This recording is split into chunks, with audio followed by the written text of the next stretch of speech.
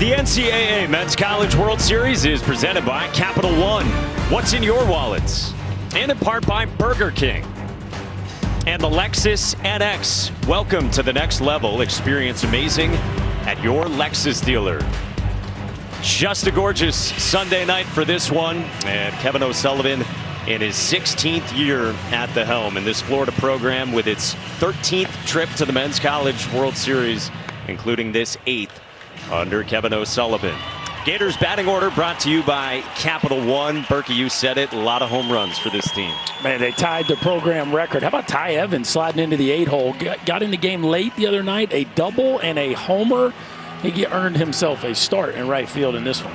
They face Harley Gallert, a sixth-year senior left-hander from Toronto. Second-team Summit League and a transfer from Austin Peay. And for Gallard, man, it's a tall task tonight.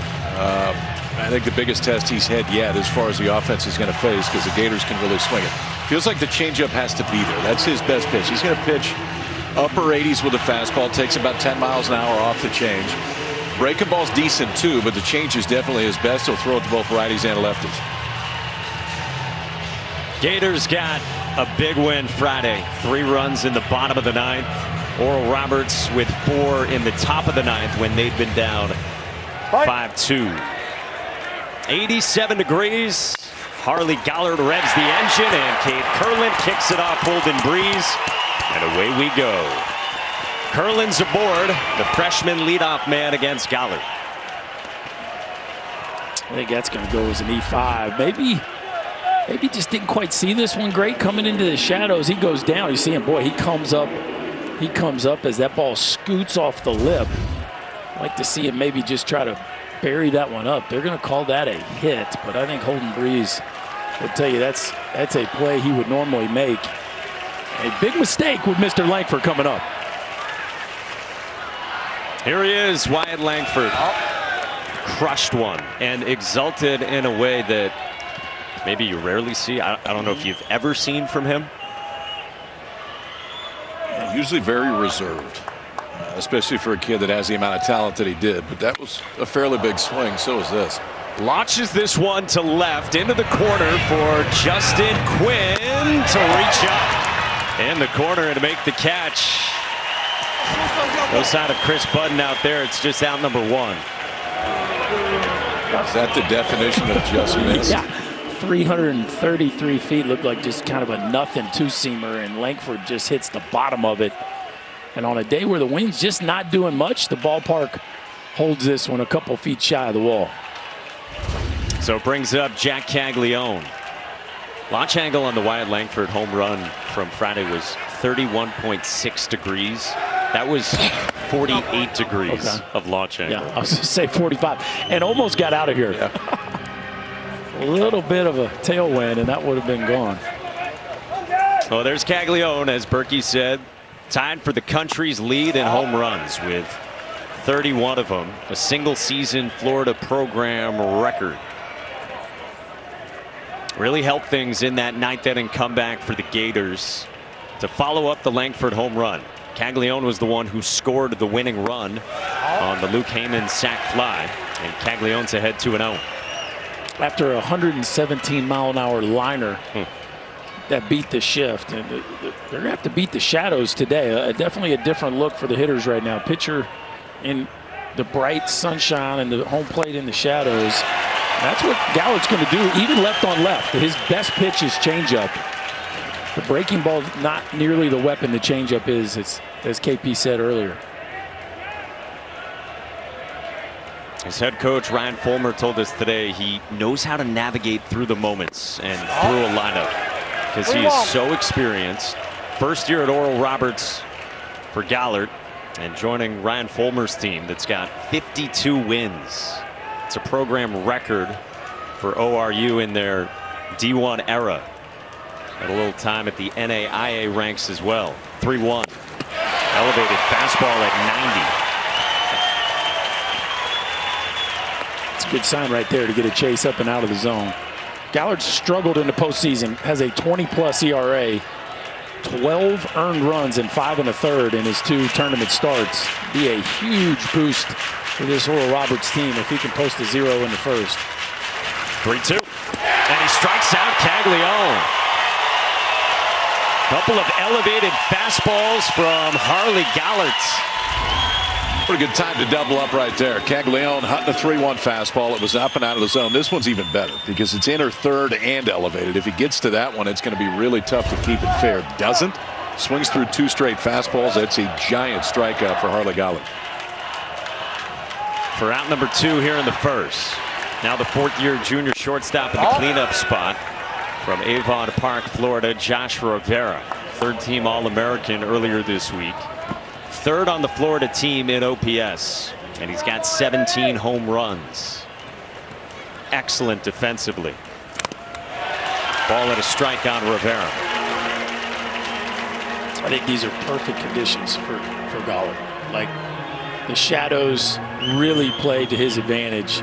Just an added layer of deception for a guy that isn't going to overwhelm you with raw stuff. And we're going to be watching this count all night for him. The 1-1 pitches that he throws are really important. You hear so many coaching staffs say it. You want to win 2 out of 3 of those first 3 pitches. That's become so in vogue on teams all across the country. And it's a really heavy changeup count for him. It's 2-1. Rivera slices it foul. 2-2. Seeing him a little late on the heater right now, and you got to give the Oral Roberts coaching staff and Wes Davis a bunch of credit. The fact that they're, for him, pitching backwards is almost using his fastball more, right? And so far, he's had thrown off balance with the heater. That's how he struck out Jack Caglione. With Kurland at first, we'll check on him.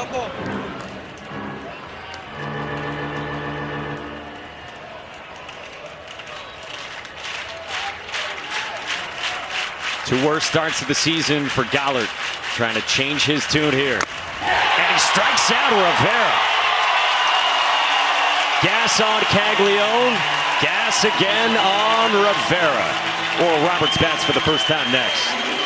There's a buzz for Oral Roberts, ready to watch their team in Omaha. Head coach Ryan Fulmer had 300 to 350 texts after they won Friday. He had 600 after the Supers, leading them here in his 11th year as the head coach. And the Oral Roberts Capital One batting order looks like this. And how about some of the big swings Justin Quinn has had on the road to this point? The first guy to go 4 for 4 in a Game 1 in the College World Series since Michael Conforto. Pretty heavy company right there. Watch the base hit bunt today for the Oral Roberts offense. A big part of what they can do with the bats. They are facing Hurston Waldrop, who is a projected first-round pick, coming off maybe his 2 best starts of the season given the stakes. Yeah, the back end of the season, he's definitely been at his best. And to Berkey's point, you may need to move him around a little bit. Just standing up there trying to hit this stuff usually doesn't work out well. It's 142 strikeouts and 93 and a third, folks. It's mid-90s fastball, a split that really is a wipeout pitch. When he gets to 2 strikes, you see that split finger about half the time. His overall whiff rate on all pitches is 39%. The best in the big leagues for a starter right now, 39%. Spencer Strider. So that's basically what you're watching here tonight. Yeah, he's done okay for himself, that Spencer Strider kid. That has he compared to him right now? That's not a bad spot to be. So Hurston Waldrop ready to go. The Southern Miss transfer in his first year with Florida.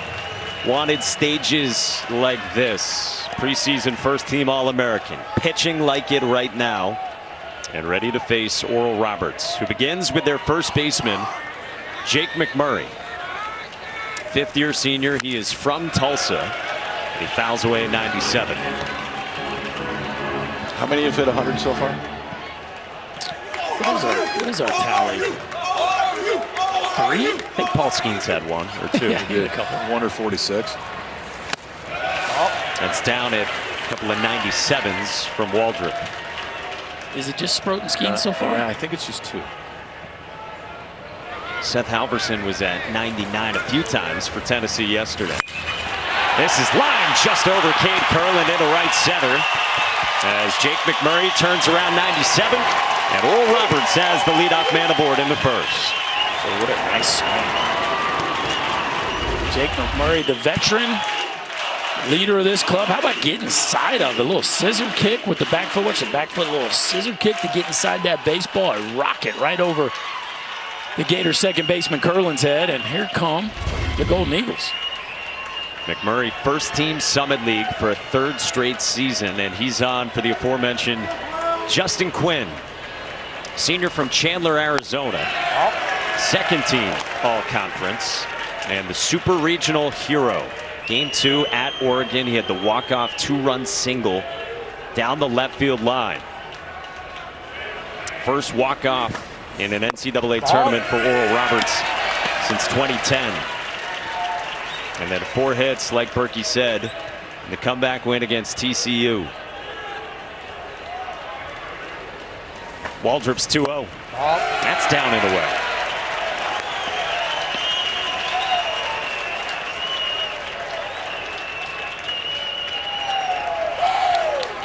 Two starts for Hurston Waldrop in the postseason in the tourney. Just 4 walks in 15 innings as he comes back with a fastball for a strike. And that had given him some problems this year, too. He's walking about 5 per 9 coming in his 48 walks and 93 1/3 on the season. And it helps a little bit when you strike out 142 guys. He's had some starts where the free pass has certainly given him some trouble, but not lately. Lately, he's been really tidy with his command. Never quite know how someone's going to react to this stage, though. Hold their glove like that. Had it hold his glove like that? Watch before he comes set. Yeah, right over his mouth. That's exactly who. That's what I thought. Guess that's why I said it. Ball 4 out. That's outside, and it's ball 4 to Justin Quinn. First 2 on for Oral Roberts with nobody out in the first. BT Ripel going to go have a chat. One of them basically call him a player coach for this Florida team. He's going to go try to calm his right-hander down. And also remind him that just because it's the 3-0 hitter doesn't mean Jonah Cox is going to stand up there and slug. Yeah. Jonah Cox, 10 base hit bunts on the season. Coming off his first hitless game in his last 48. I would be shocked if he doesn't try to lay one down right here. It's a team that has 32 bunt singles this year. That's far and away the most in this field. We'll see if Cox does that. Summit League Player of the Year, also the Summit League Newcomer of the Year. And the hitting streak came to a close finally. Yep. Right on cue, Berkey. It is strike 1, though, on Cox. Love the pitch call. Right, a nasty 88-mile-an-hour slider that just dives down under the barrel of Cox. Not only is it hard to hit, that's a pitch that's hard to bunt. Cox squares again, and it's fouled off, so it's 0-2. Off speed again from Waldrop.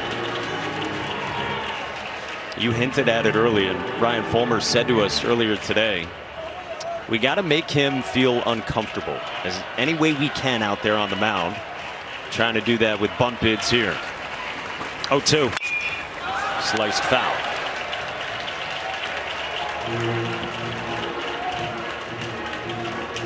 If he's not tough enough to face already, the shadows got to make this split finger from Hurston Waldrop just a nightmare going up against this talented right-hander.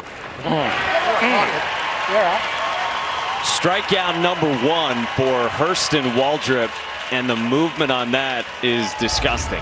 So he goes 3 straight sliders to get to this point. Great look at what the split grip is. BT Ripel's bouncing around on him. It's not easy to hit, and it's not easy to catch. That thing spins at like 1,200. That like There's tumbled. nothing to it, and you can see it. It almost gyros a little bit getting to home plate.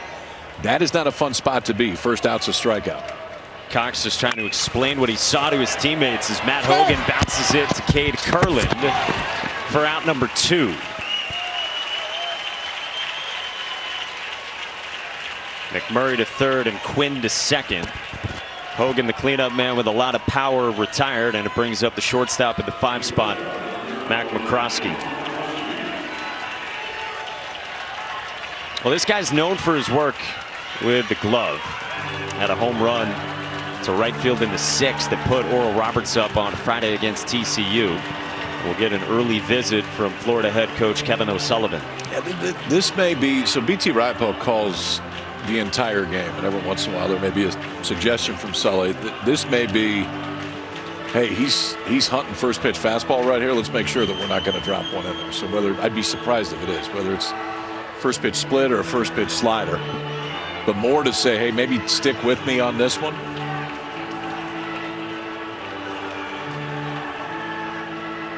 It's just also a reminder that McCroskey is known for big moments and big swings of the bat. Let's make sure we feel really good about the game plan, like you said, KP. But maybe for Colby Halter, too. Don't be shocked if you get a base hit bunt here with a runner at third base.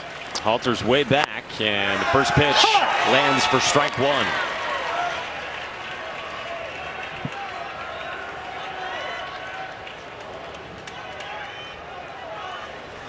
Oh, 1 pitch. McCroskey on the ground to short. Josh Rivera. Message received by Hurston Waldrop. Scoreless after 1 at Omaha. Yeah, he's pretty good, and he's been a big part of this program getting back here for the first time since 2018. They've been here a lot since Kevin O'Sullivan showed up. 8 out of 15 years for the Gators here in Omaha. And there was outrage. They hadn't been here since 2018. It's been so long. There are toddlers that have never seen him play here. Yes. Know what you're doing to our family. 51 wins for Sully's team and the #2 national seed. Harley Gallert grabs the edge to BT Ridepool. Yeah, maybe a little bit more. 2-1 as they chat about it. In the regional, Florida got 3 straight elimination game wins. Basically 3 of those in 27 hours. To get the job done, get the Supers, set up a rematch with South Carolina, and the Gators took both of those in Gainesville last weekend. Cut out and miss, 3-2. How about the swings and misses on the fastballs? What is that, about 5 of them now? Pretty impressive stuff here from Gallert. The 6th-year senior with a payoff pitch. Another one. 3 straight Ks, all on the fastball, all swing and miss from Harley Gallert. All up in the zone, too. I mean, this is, you talked about shadows and ideal time to pitch. Here you see it, there you don't. But yeah, some of it's been at fastball counts, too, that he's just throwing it right by him. Give him credit. Doubled up to Caglione, then doubles up Ridepool right there to strike them both out. A guy whose season high in strikeouts this year is 8. Only did that once. He has fanned 3 of the first 5 and now faces Luke Heyman. Freshman DH who's had a great season for the Gators. Huge part of their future as well. He had the walk-off sac fly to center on Friday night. Stay cool. 1-1. Heyman in the air to center. Jonah Cox. Shades on, cap on for Jonah Cox. 2 down. See, when you wear your shades, you don't have to use your opposite hand to make the sun stop going in your eyes. It's helpful. Yeah. Flashy shades. Dirty hat for Jonah Cox. All in. It still fits. You don't need another one. 1 a year, right? 1 a year. Tyler Shelnut, the batter, left fielder in the 7 spot. Longtime Gators fan growing up. So happy to be here with Florida in his first year playing for him. 2-0.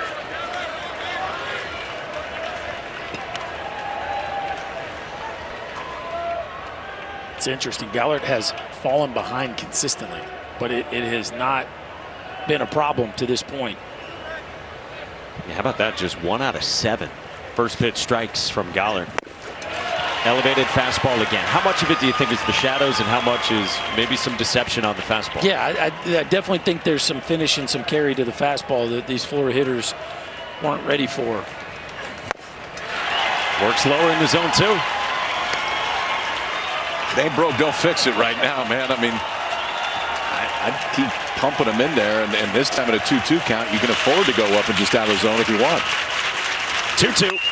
And on the hands of Shelnut. He was 3-1 against Caglione, swing and miss, swing and miss. 3-1 against Rydell, swing and miss, swing and miss. 2-0 against Shellnut, consecutive swing. I mean, it's just crazy because they're, as KP said, these are fastball counts. And old Harley's pumping them by him. 2-2.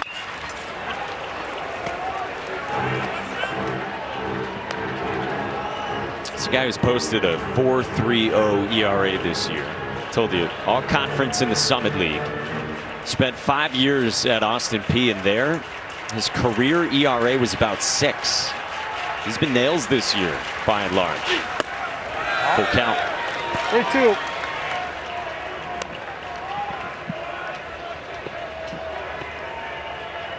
Still sticking with the heater? Yeah. Ty Evans would be next. Payoff. He did, and he missed. And it's the second base runner for Florida. 2-out walk for Shellnut here in the second.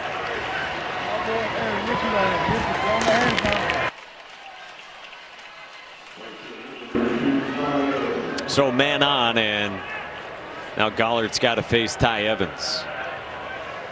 Can't say enough about what the sophomore from Auburndale, Florida did on Friday. Came on off the bench in the 7th as a pinch hitter for Richie Schieckhofer. Doubled down the right field line. Then in the 9th, hit a leadoff home run. With the Gators down 2 going into the 9th.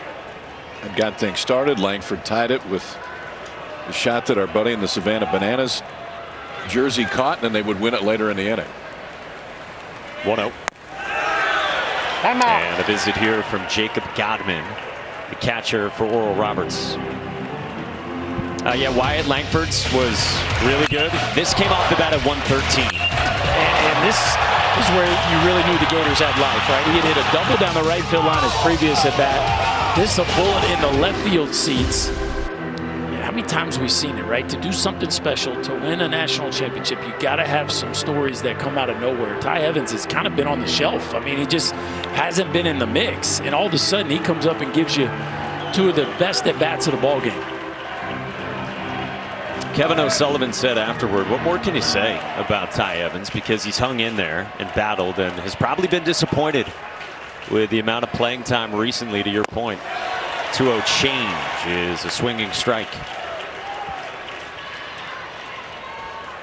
That was the 4th time in 8 batters Harley Gollard was in a 2-0 count. But he's been coming back, like you said, and now it's 2-2 on Evans. Well, last time he was 2-0, he went fastball, fastball. Back to 2-2 this time. Changeup, changeup. He's not afraid to double up on whatever feels good at that point. Again, historically, the changeup has been his best pitch. He's got about another 4 minutes of sunlight advantage before that goes away for the night. 2-2. In the air, well struck right field. It chases Matt Hogan back, and it's gone! Ty Evans is en fuego.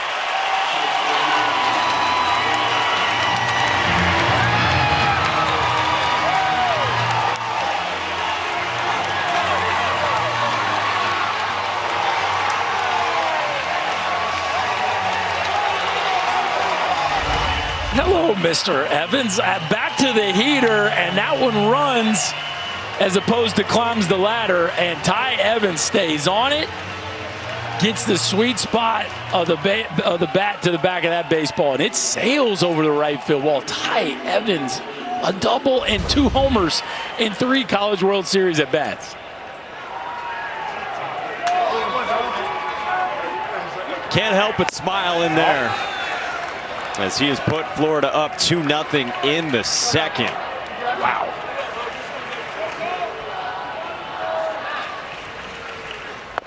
Two 2-0 on Colby Halter, 3rd baseman in the 9 spot. Wyatt Langford said after the game, we knew his time was going to come. We got so many guys on the bench that we know they can perform. And Evans has certainly always had a lot of tools. He's really strong. Kevin O'Sullivan has always said there's not an ounce of fat on the body of Ty Evans. Well, he's had 39 starts. So he stuck with him for a while. He just never quite got it going. And not many of those have been the last 3 or 4 weeks. Right. It was more early and then plug Sheekhofer in towards the end. But yeah, you get 2 at-bats, go double home run. That'll get you back in the lineup. I think he's going to stay there now. There was a time earlier this year when Kevin O'Sullivan told us Ty Evans is our best option to win the last game of the year. And so that's why he stuck by Ty Evans for as long as he did. Yep. That is strike 3 called. Halter doesn't like it. It ends the inning, but Ty Evans continues to cook.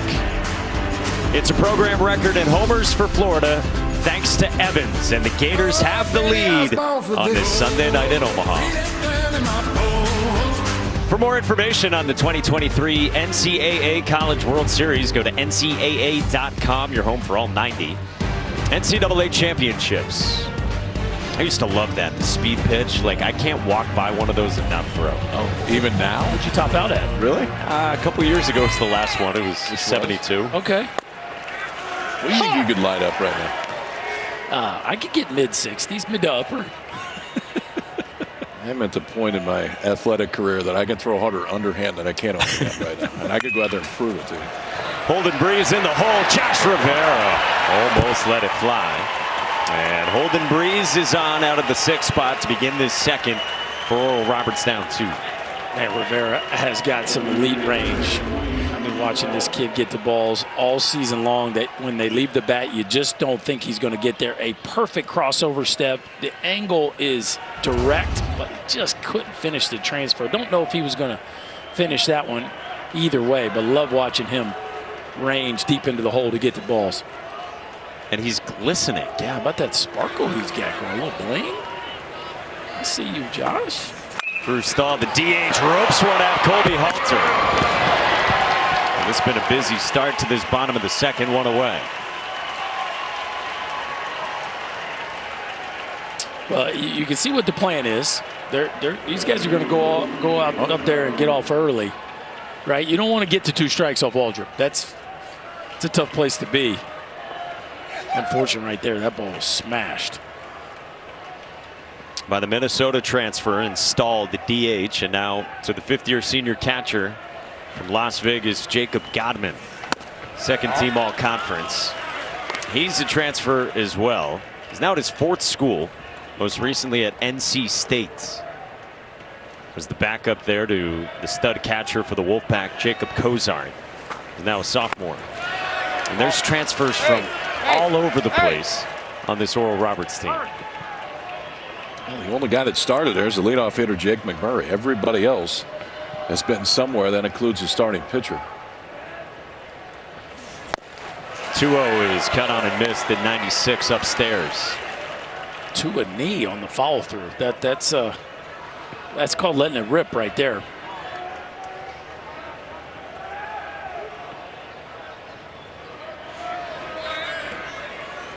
Two-1. That's too high.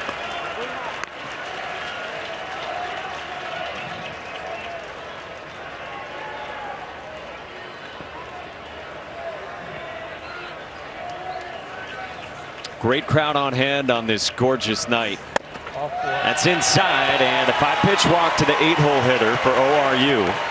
And Jacob Godman's on, and there's 2 aboard for the hero from the other day, Blaze Brothers. Talked about him earlier. 9-hole, but don't be fooled. The 9th slide, man. He's hitting above 300. The OPS is above 900, and that was his 12th home run of the year.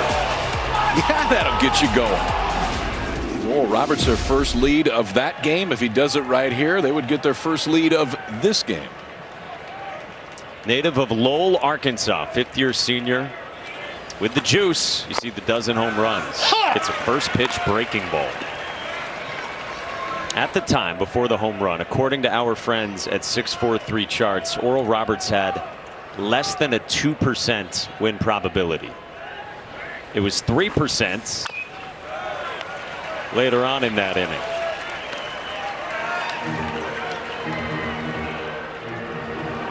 Found a way to get the win with 4 runs in the top of the 9th and topping TCU.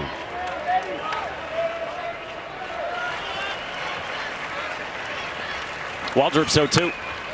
fouled back. Well, one of the characteristics of every great team is depth in their lineup, right? You don't win 50-plus games because you're just good in certain parts of the batting order. And Oral Roberts certainly represents that they are dangerous. Look at Stahl with 11 homers in the 7-hole, Brothers with 12 in the 9-hole. Ball. Oh, my. Up is the call. Mr. Brothers is excited about that. I think his heart's he was skipped a beat. expecting to hear a different noise right there, I think. Waiting, nothing. He gets a 1-2. Yes, he did. And could not resist. Waldrop gets a strikeout, his second, and there's 2 gone.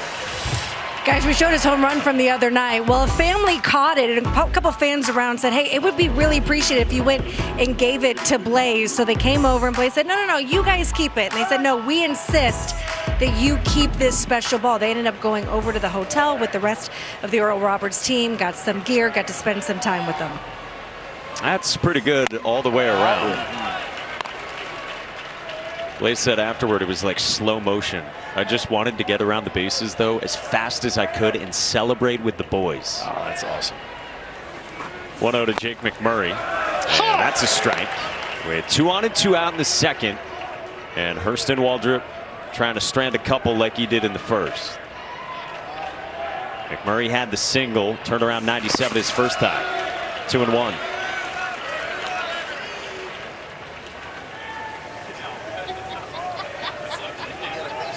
Stellar girl dad shirt there.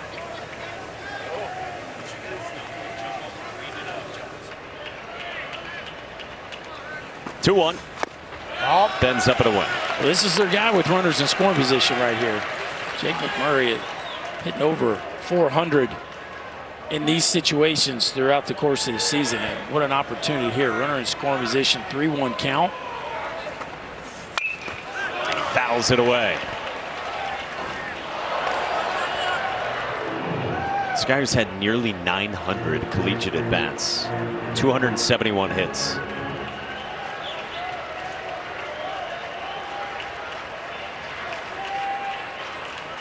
Waldrop ready with the payoff. Oh, no. Up and in, and McMurray walks to load the bases for the red-hot Justin Quinn.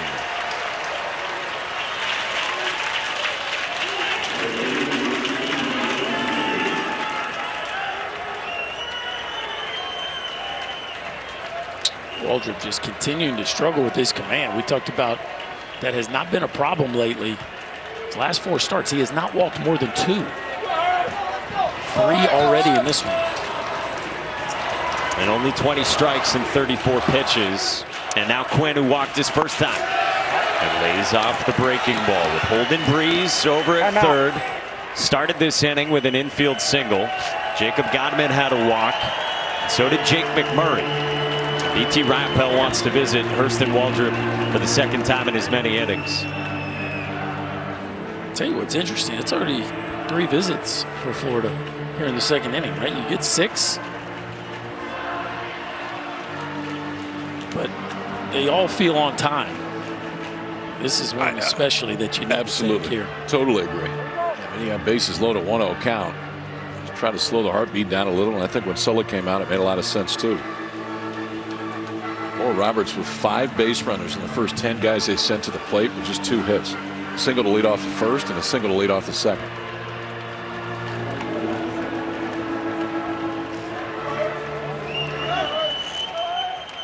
Harley Gollert gave up the 2-run shot to Ty Evans. But Oral Roberts with the bases loaded. 1-0 to Quinn. Lashed foul. Look out. In the Golden Eagles dugout. Really tardy there for a 1-0 fastball. That's a strike. 1-2. That's when he's dangerous. Landing the split in the zone, right? And then he can extend the zone here. Now you'll see it again. Yep. But he's not going to try to throw it there. 1-2 pitch. Fading away. Back up the middle. Off of Waldrop. And a run scores. Oral Roberts is on the board here in the second.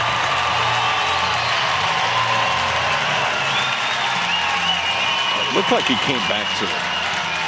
but it was not where he wanted to throw it. So he stole a strike with it before, but now watch pitch location of this. So back-to-back splits, but this just a little bit too high. Even if that gets through him, that's probably getting into center field. It may have saved the run. Yes. They don't get an out right there. You can see that tumbling action on the split, but especially with a 2-strike count, he's trying to bury that thing. Started at the knees, let it keep going down and out of the zone. Instead, elevated enough.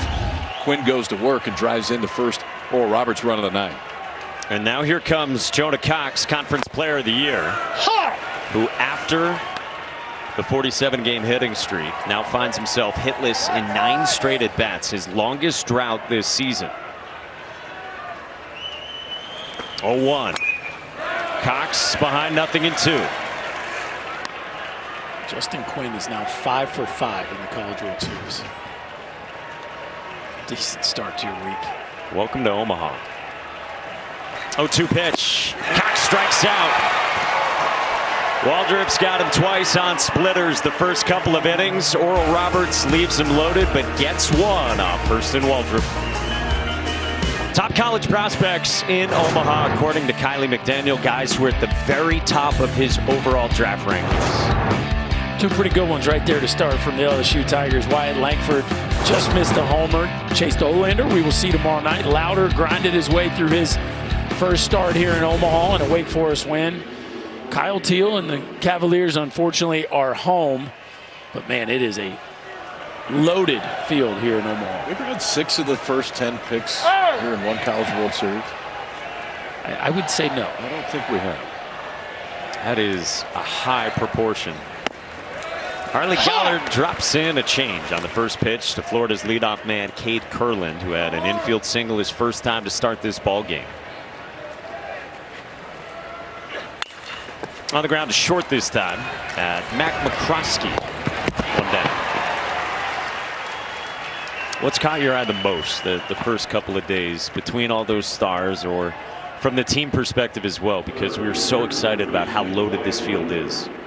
I think just how good the games have been. I mean, we've had, what, 4 one-run games, and then we screwed everything up. Well, yeah, well, even that one, the tying run came. Unbelievable game. Yeah. Came to the plate in the 8th. It's been a great ride so far, and it's still early. It's been just that, and Langford laces one down the line toward the pole, and that is a fair ball. He doesn't know they've called it. It's a home run. Wyatt Langford was on his way back to home plate and called a home run on a fair ball, according to David Savage.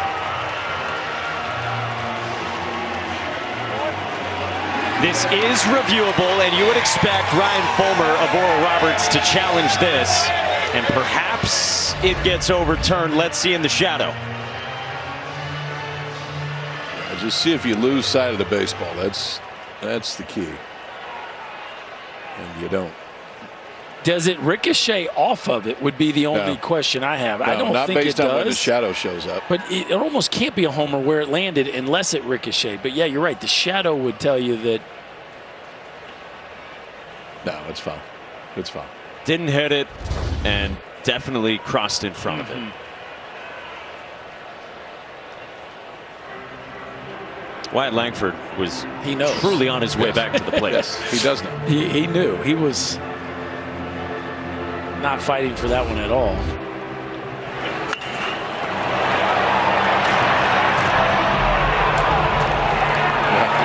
Man. Hold on. Yep. If they're giving it to me. Go the other way. But what we're seeing from Langford is how he can hit them in bunches. That was 113 miles an hour off the bat. Okay, he hit one to the moon. Yeah. His last at bat. He hit one 2 feet short his first at bat, and that one was a foot foul. So again, this fair or foul is something that you can challenge. Coaches get 2 challenges per game. You retain them if you're successful. I think they're going to tell Sully that they've decided it was foul, and he's going to need to challenge. You see what I'm saying? In which case, we can also just inform them that we don't think it's a home run.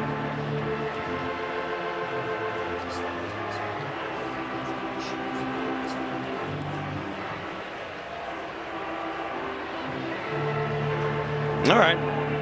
Let's see what they say. The ruling on the field has been changed. The ball is foul. This will also be a crew chief review. The play's under further review. So a crew chief review. Which can happen. I mean, the umpires can say we want to go look at it, but if you're going to have a crew chief review, why do you even change the call? I mean, it's kind of irrelevant at that point, isn't it? At this point, we've all seen it enough where this crew chief review should not take long at all. But my point is if you think it's close enough, whether you think it's fair, or you think it's foul, but you think it's close enough to look at it. We know what the call on the field matters a ton because you got to have indisputable evidence. But you do. Right, but that call on the field was originally a home run, so they needed to change the call on the field. It just feels like we've got 817 cameras here, and that was not above the pole. No, I get it. Just go look at it right away. You have to change the call on the field first. You have to. You have to change it for the crew chief to review it? No, not to review it, but I'm saying just in case, like you need to make sure you're going to review with the call you believe is right. We're going to agree to disagree here, which is fine. Like, we've known each other long enough. There's nothing wrong with that. I'm not going to hold grudges or say anything bad about you in public. I won't do it. The ruling on the field is confirmed. The ball is foul. There is no charge challenge. The count is no balls and 1 strike. I would just say this. We've made great strides, but when we can pop up a review within 5 seconds and have an answer immediately where we know without a shred of uncertainty what the call is, I think we can quicken it up a little bit. And I think, like, come together really quick and go, hey, man, I'm not sure. All right, let's go look at it right now. Just right away. It just feels like there's a little bit too much theatrics in getting ultimately to the right call. Glad they changed it on the field. Counselor? Care for a last word? All right, so yeah, it was a foul ball at long last. Fair foul. Good news is Budden was going to have to find Maddox in the Savannah Bananas jersey again if it was a home run to track that one down too. So she can rest. Need more popcorn. Harley Gollard's 1-2. Ball no. And Langford resists 2-2. But back to your original point, Berkey. Wyatt Langford, when he's locked in, it's a missile factory. He can hit them in bunches.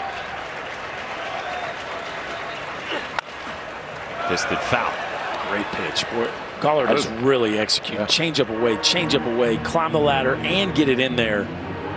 I think what it shows you, too, is, I mean, you don't need elite velocity to pitch inside. In fact, you have to pitch inside if you don't have elite velocity. Not all the time, but especially enough that the hitter doesn't think that they can eliminate half the plate. A strikeout of Langford to the change for Harley Gollard, and he has punched out 5. Boy, this one I thought was an opportunity. I mean, that's a changeup just sitting there. Langford swings just below a changeup that he was right on time for. Gollard got away with one right there. Jack Caglione takes the knee-high fastball for strike 1 after he struck out his first time on an elevated fastball back in the first. The two-way sensation takes a breaking ball outside. Harley Gollard has now faced 11 hitters in this game. He has struck out Wyatt Langford, Jack Caglione, Josh Rivera, and B.T. Riopelle. That doesn't happen in very many games at all for Florida. All 4 of those guys punch out. I wonder how often it has, in all honesty.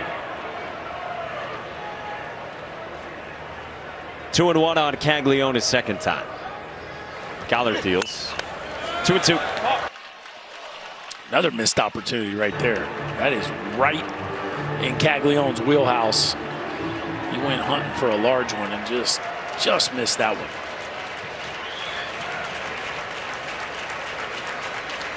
Here is the 2-2. Caglione gets a piece of that. Gollard tried to elevate again. Just executing spots. Awesome. Look at that t-shirt. The Storm Chasers. Great eye black, too. 2-2. Down and away, and he got him. Half dozen Ks for old Harley. What has he taught you? How to lead, how to direct, how to run a program, but at the same time, how to play that balance, you know, and to make sure that baseball stays at the field or football stays at the field and it doesn't come in our house. And learning that separation for him was vital for me in my career. When you talk about mentors and heroes, he's that for me. He'll be here this weekend, so that'll be pretty cool. Be able to hopefully share this experience with him. Ryan Fulmer talking about his dad, Don, who was a longtime head coach for football at Chambers area high school, and he got very emotional when asked about him. You know, he said, I didn't expect to get choked up, but when you think about all that he's taught me and from a whole family of coaches and what he's imparted on me and the fact that I get to be out here and coach, he's going to be in the stands, and it's going to be on Father's Day is pretty special. When you coach for 30-plus years, and then your son's a head coach and takes his team to the Men's College World Series, that's got to be such mutual pride on both sides, filled with love. When you coach for 30-plus years and your son becomes a coach, you know you were a pretty good coach and dad, because he follows right after. Coaching feels like one of those callings that you see replicated in sons, and quite a lineage in the Fulmer family. Well, Hurston Waldrop just struck out Matt Hogan, the cleanup man, and now Mac McCroskey here in the bottom of the third with Oral Roberts down 2-1 to Florida. By the way, we hope Fulmer family has made their way out of the elevator that 20 of them got stuck in yesterday for a half hour. Including head coach Ryan Fulmer. The crew, the Fulmer crew, was all good with the situation. Everyone was actually so excited about it, they took pictures. That's why I always travel with a deck of cards, just in case. So if something like that happens, you just sit down, play euchre, or Texas Hold'em, or we got an HBP here. Game of 4-point pitch out of nowhere. I didn't see that ball. No.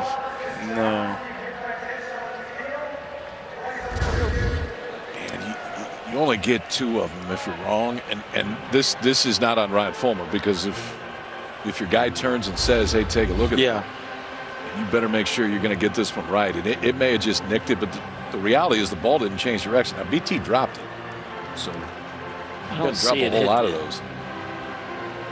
I don't see. Didn't see anything move. No. A lot of times you see some kind of movement or the ball move, and I didn't see either one of those. Or a change of spin. I don't see how you overturn that.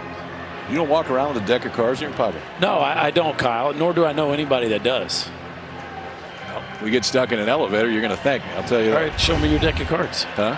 Show them to me. It didn't get through security. Oh, It took okay. KP, how's your euchre game, and who's your go-to partner? I haven't played euchre in a while. That was when we played on the bus. So that's Nor has he discredited. brought a deck of cards in a while. He's really pitch. just telling stories on air right now. What else do you want me to make up tonight? I'm going to tell you. I bet this one's upheld. Yeah, you're on it. You are nails tonight. Yep. The call on the field is confirmed. Oral Roberts is charged 1 challenge. The count is 1 ball and no strikes. You're welcome, Chris. It's a pleasure to work with you. And again, back to KP's truthful point. Ryan Fulmer's only got 1 left now. It just feels like, I mean, if you're going to turn and say, hey, let's take a look at this, man, you better be right, because those things are precious, especially as the game goes on. We got a second, KP. That's actually our third. There was Third? between innings. Yeah, this is between that the count? reviews and the beach balls. We get it. Come on now. It doesn't stop active play, does it? Oh, well, you're the senator, so you tell us. I'm going to say 2. Okay. But I do appreciate your effort. Try harder. That's a strike at 96. At long last, another pitch to Mac McCroskey. From Hurston Waldrop. Struck out the last 2 that he's faced. Cox to end the second. Hogan to start this third. 2-1 to count on the shortstop.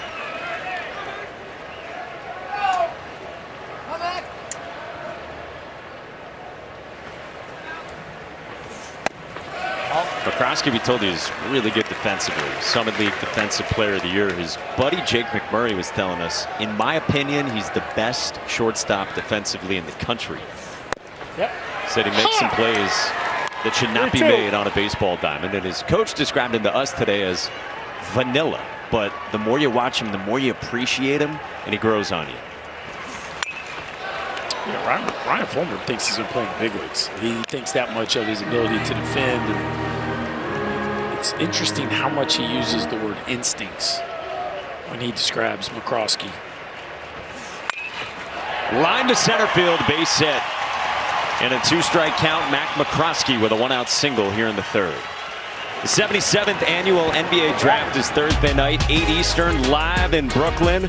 Spurs have the first pick. You don't want to miss it. Thursday night, 8 Eastern on ABC. Also over on ESPN, ESPN Radio, and the ESPN app. And coverage begins at 7:30 on ESPN right after SportsCenter. Not a lot of drama on that first pick. No. Major League Baseball draft. A little more drama. Holden Breeze takes strike one. You still playing a lot in pickup? Not this time of year. Let the knees and ankles heal a little bit this time of year. Breeze had an infield single in the second and has scored the only Oral Roberts run. By the way, we've talked about the all-name team that includes Holden Breeze and Blaze Brothers for Oral Roberts. Last year, they had the Summit League Pitcher of the Year, Legend Smith. That's what they hunt in the portal. Great names. That's the MVP. 0-2 the count. Waldrop delivers. Yep. That's strike three called. Splitter up there works all right, and it's 5 Ks for Hurston Waldrop.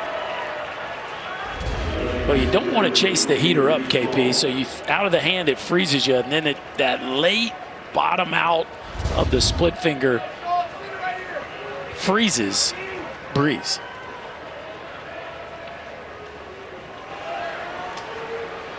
Now Drew Stahl swings through the off speed to begin. Cold Breeze, work with me here. Keep trying. No, I just want to see how far you're going to take it. Oh, there's number 3. There we go.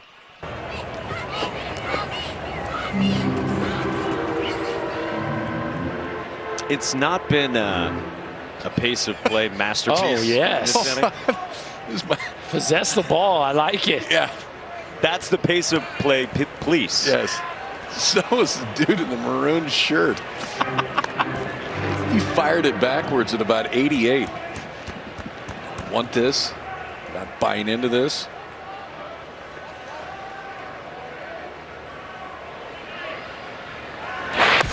Check on first. What's this? Okay. Okay. This is how we play the game. Okay. Kind of. No. Nope. No. I'm not into that. I'm going to be done. No look backwards spike. Yes.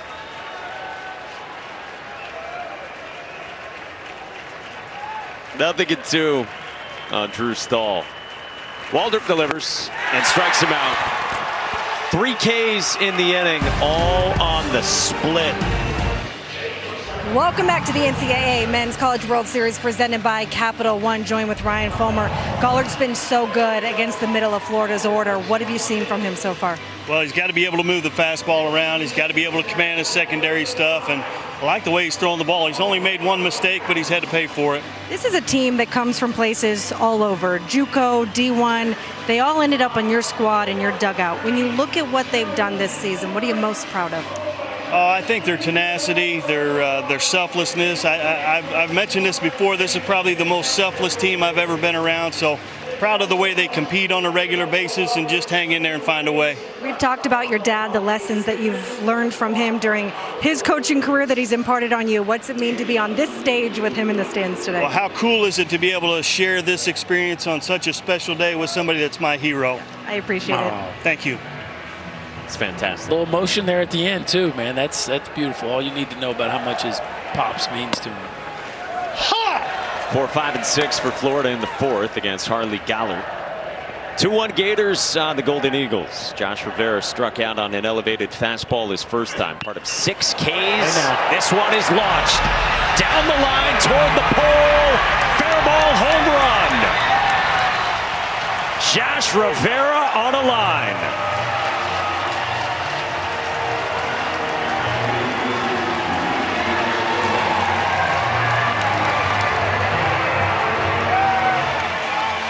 Did we mention that they have power in this lineup? And finally, once somebody from the top half gets going here in this one, look how flat that move is through the zone. A four-seamer that doesn't have quite the carry we've seen early in the ball game, and 109 miles an hour over the bullpen, and the Gators stretch the lead to 2. BT Rappel gets hit, and he's on here in the 4th. What a season Josh Rivera has had. The most homers ever by a Gator shortstop. Some of the best defense I have seen from that position in the college game. Comes back for his senior year and has changed the narrative around his Florida career. Don't you take that guy at the end of the first round? Yeah, I mean, you get power with elite defense. I mean, what else are you looking for? Yeah, and I know that, you know, the combination wasn't there consistently before this year, but he's changed so many things. He changed his body. Obviously, he's changed his offensive approach. The defense continued to get better. Like, I don't know what else you're looking for. Matured as a young man and a leader, like all the things. And now, you know, leading his team here in the College World Series, it'd be really hard to let his name pass after the first round. He's a 4th-year starter now, who's just had the breakthrough season where he's put it all together.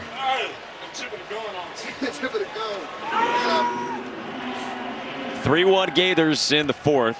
Rappel on after the visit to the mound for Harley Gallert, with Dalton Patton working for the Golden Eagles. Luke Heyman flew out to center his first time in the 2nd.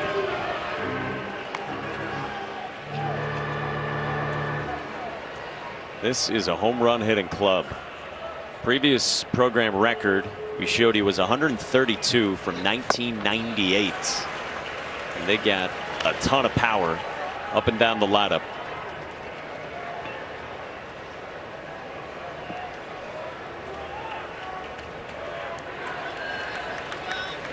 Gallard's 0-1. He doubled up. You just wonder how this second time through is going to go, right? The shadows have lessened. They're still not gone, but not quite as extreme as early. The Gators have been talking throughout the dugout, right? They've seen them. Maybe the stuff is starting to lighten.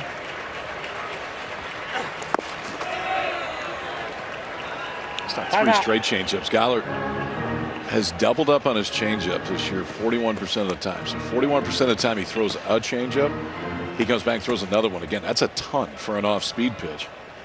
And see if Florida starts maybe sitting on the second one if they get the first one moving forward. With your best off-speed, KP, what percent do you think you would be willing to double up back in your day when you were feeling as good as you were with your top off-speed? Mine was my changeup. I mean, I remember one game in particular. I threw 142 pitches. Threw 70 fastballs, 70 changeups, and 2 curveballs. Oh my gosh. This is clubbed. Left field. God. Luke launches, and it's a 2-run shot.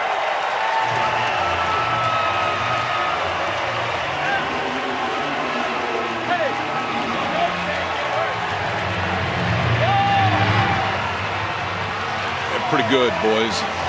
They are pretty good. And nothing against Harley Gallert, man. I know he's had a really good year, but the reality is this is hitting speed for Florida tonight.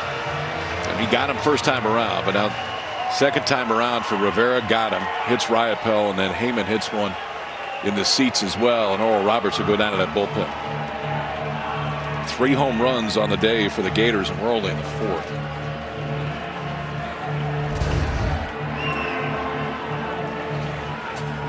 Wes Davis comes out and summons Dalton Patton, and the 6th-year senior Harley Gollard exits after giving it his all tonight against the #2 team in the country. Nice night here in Omaha, Nebraska. Men's College World Series Day 3. Down to 7 teams. And Oral Roberts still standing. Harley Gollard comes out after 3+ innings. He punched out 6, but now a couple of home runs here in the 4th. So he gives way to Dalton Patton, the sophomore righty from Red Oak, Oklahoma, who's got 5 saves on the year. You're going to see a fair amount of fastballs. Average velo this year just a tick above 90. He'll show you some 92s and 93s against left-handers. Swing and miss rate on the fastballs 37% this year. That's a loud number. Tyler Shelnut pops it foul, 1-2. Came as a two-way guy, hit and pitched at Eastern Oklahoma State, but now finds himself as one of the key pieces to this Golden Eagle bullpen. His 1-2 is elevated. He pitched Friday against TCU, came on in the 6th, worked a couple of innings, gave up a couple of runs, but only threw 21 pitches. So he's back in there 2 days later. 2-2. Shelnut fouls it back. Look out, cameras. Second on the club in appearances in the postseason. This is his 6th. So this has been a big piece for them here on their run to Omaha. Been really good down the stretch. 3-2. Ryan Fulmer has said we've got the ultimate trust in Dalton Patton. Good.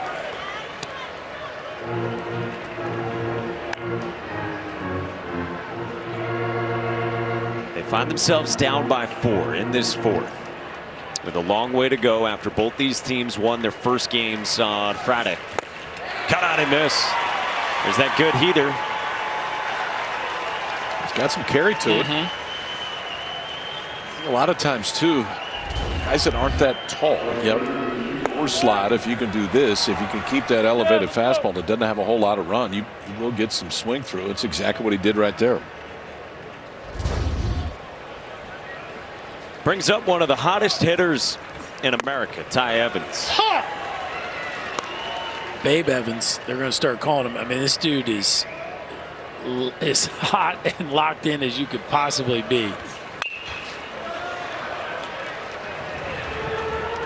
You just never know. You just never know. Look at that, since the 7th inning on Friday. A lot of damage in those 3 ABs. In his last 7 innings of baseball, a couple home runs and a double. Pops this one up, coming back toward the booth. And a deck of cards. Thank me someday. We already had someone tweet in that, who are you going to turn to, Monaco and Burke, during a rain delay? Strikeout there on the breaking ball for Patton. Back-to-back Ks since entering the ball game. I like this too for Oral Roberts. Like, go to one of your best right now. Keep this thing here. See if maybe you can chip away, get right back in it. Well, Patton's done his job. Punched out the first 2 since coming out of the bullpen. Brings up the third baseman, 3-year starter for Florida, Colby Halter. KP, that goes back to what you said right off the top, that not that you can't do it from the losers side of things, bracket-wise for Oral Roberts, but much better positioned if you win tonight. Yeah, I mean, Ball that's out. and if you got to come back and beat TCU, and then you got to beat these guys on the other side twice, because they're going to keep rolling arm after arm after arm. And Oral Roberts had a great year on the mound, but Florida's deeper on the mound. In the air on a line to left into the corner for Halter. And that one is caught by a fan. Foul ball. Nice play. We saw the home run catch earlier. Now we got a That's why you bring it. slicing liner that gets snagged. This is, show me some range here. Yes. Yes. Do it. Well done.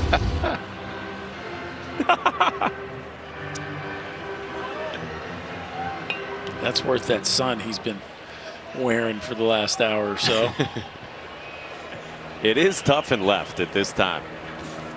Oh, no. That's down. 3-1. Halter struck out looking his first time. He's had some nice moments in this Florida postseason, and he tags this one straight at Joe Cox. Hitting over. Couple of jacks for this power hitting Florida team. The best home run hitting team in the history of the University of Florida. Flex your muscles, Gators. Couple long balls here in the fourth.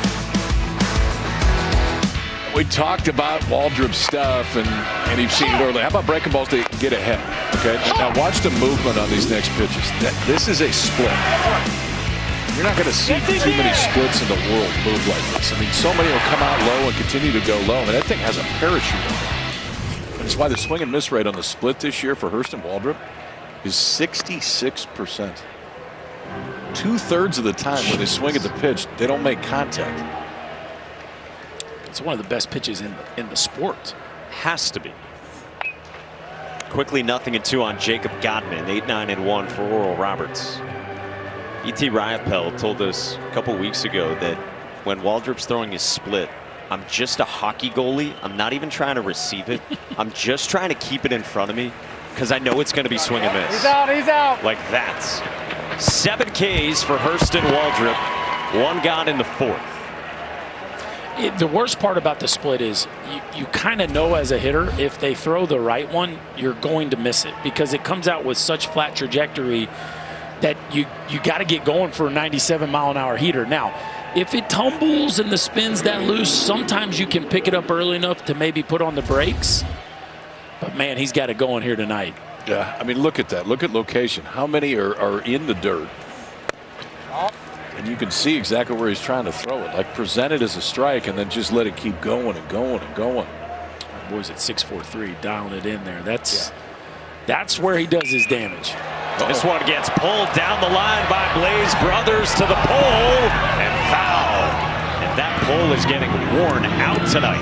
David Savage getting a workout at third base. Usually that's like the easy night. We're going to go to third, just kind of hang out, maybe talk to a few fans. The ball's wrapping on both sides of the pole. 3 of them so far. Yeah, this one was definitely shy of the pole. Hanging breaking ball right there.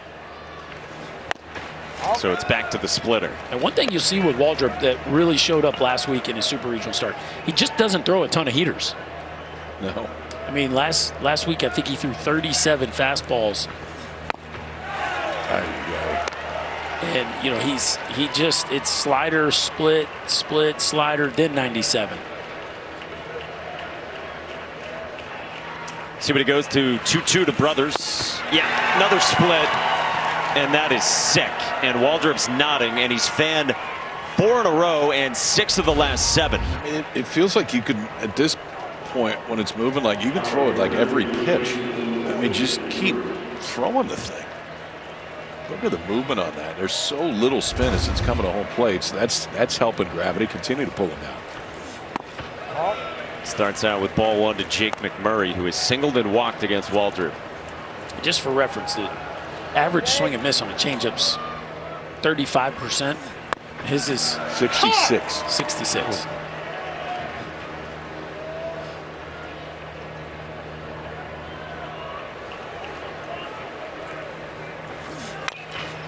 Bouncing ball right side. Caglione goes all the way over to get it, and Waldrop couldn't get there in time. He knows it too. Yeah, I mean, he takes 2 steps and realizes that he's totally in no man's land. At that point, you might as well keep going. But, man, on a ball hit that soft, you got to just dead sprint to first base. He ends up being in front of Curlin. Look how far from first base he is. Once you go that far, I understand that he feels like he might as well glove it. But even at that point, Curlin was probably in a better spot. But I don't think Waldrop ever thought that that was a ball that he was going to need to get over on. And that one's on Cags. Yeah. Jake McMurray's thanking him right now. Appreciate the hit. Yeah, he'll take his 2nd of the game. 3rd time he's been on now. Justin Quinn. First pitch, breaking ball. Quinn has walked and had a run-scoring infield single comebacker off Waldrop in the 2nd. He's rolling along.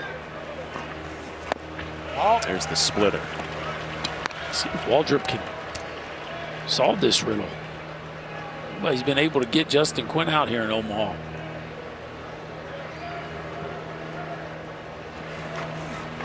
Quinn's got a unique pregame approach, by the way.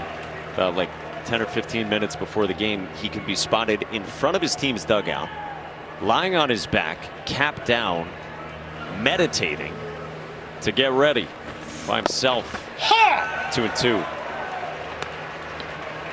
It's unique. Jonah Cox will go crisscross applesauce as well, as he told us, in the corner of the dugout. Brian Fulmer said, we got some unique guys. Quinn pulls this one down the line, foul. You just play the whatever works card. Just keep doing whatever you're doing, boys, because we've got 52 wins and we're still playing. I mean, I respect that move anywhere. Is that lying or laying? Yes. Lying down or laying down? Laying down. I would have said lying, but I guess I'm wrong. Not just. You're lying. 2-2. He waits upright and strikes out. There's a fastball. 97 with cut. He's got that too. Have fun tonight, boys. This is not the night you want to see Waldrop on the other side. Welcome back to the NCAA Men's College World Series presented by Capital One, here with Kevin O'Sullivan. For Hurston Waldrop, 9 Ks. What's working for him today? Well, they're being awfully aggressive on the first pitch of the at-bats because they probably don't want to get the 2 strikes with a split. But, you know, he's really settled in after the second inning. I think he had 3 walks after the first 2, but he settled in. That was a really important inning for him to put a 0 up on the board after he scored. Ty Evans decided to get hot at the right time. A guy that's been in and out of the lineup trying to work his way. What is it about his makeup, his personality that kind of never gave up to get back into the lineup? Well, I mean, everybody goes through, you know, different parts of the season where they struggle. But the one thing Ty and some of the other players that we've had, they stayed with it. They've been good teammates, and they work really hard. And when you get your name called, good things seem to happen when you work as hard as he does. Certainly paid off the last couple nights. Appreciate it, Sully. All right, thanks, Chris. I wouldn't want to face the splitter either if I got deeper into the count. How about this from our statistician, Mark Amento? The last 8 outs for Hurston Waldrop, all via the strikeout. It was a little shaky early, but he is dialed in right now. Cade Kurland, first pitch, hunting. With a big league pop-up behind the plate and into the front row.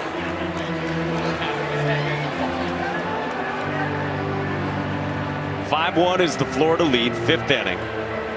Trying to grab a second win behind that guy, Hurston Waldrop. You go Brandon Sproat at 100 to lead your rotation. Hurston Waldrop at 97 with that splitter in the 2 spot. And then Jack Caglione's been up to 99 as your number 3 starting pitcher.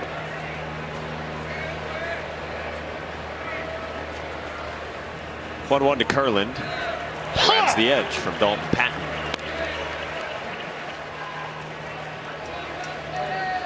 I believe Caglione received some coaching between innings.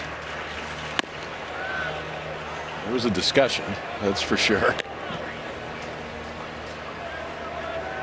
You could tell he knew too, but I mean, 2 steps in, you're pot committed. And at that point, you're not going to get back. 2-2. And Kurland pops it up behind the plate again.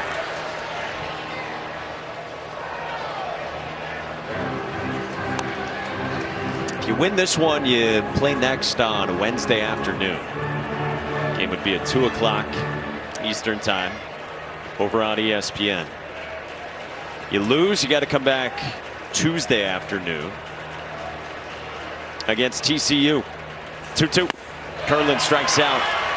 3rd K for Patton, 1 gone in the 5th. Bracket looks like this. Boy, some big ones coming tomorrow.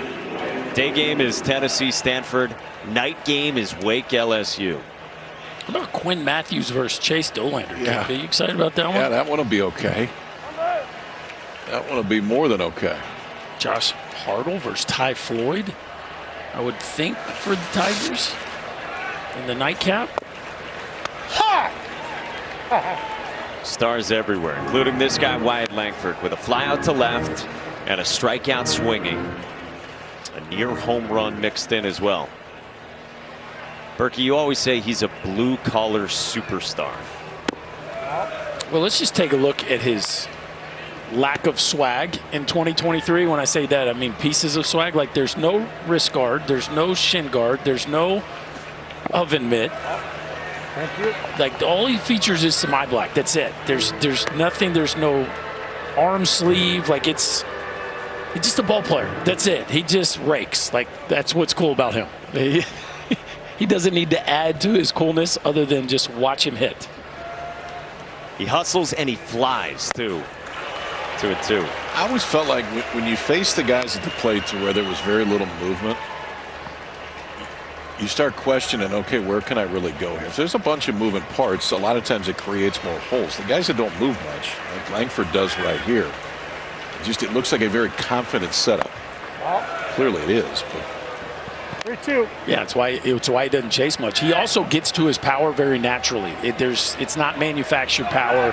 There's natural off to the swing. The ground ball rate's very low. Fly ball high, line drive rate very high. All 4. He works a walk here with 1 out in the 5th. I mean, he's built so much too. Like, you talk about getting to the power, there's so much of it. And we were talking with Jack Caglione. He said Wyatt Langford's always the hardest worker in the weight room. He said he's benching 315 and squatting a car.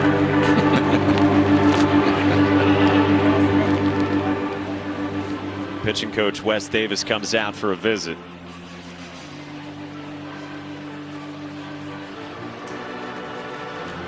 And a motion to the pen for the left-hander. 5-1 is the Florida lead on Oral Roberts in this 5th inning. And the lefty to face Jack Caglione. Jacob Widener is in.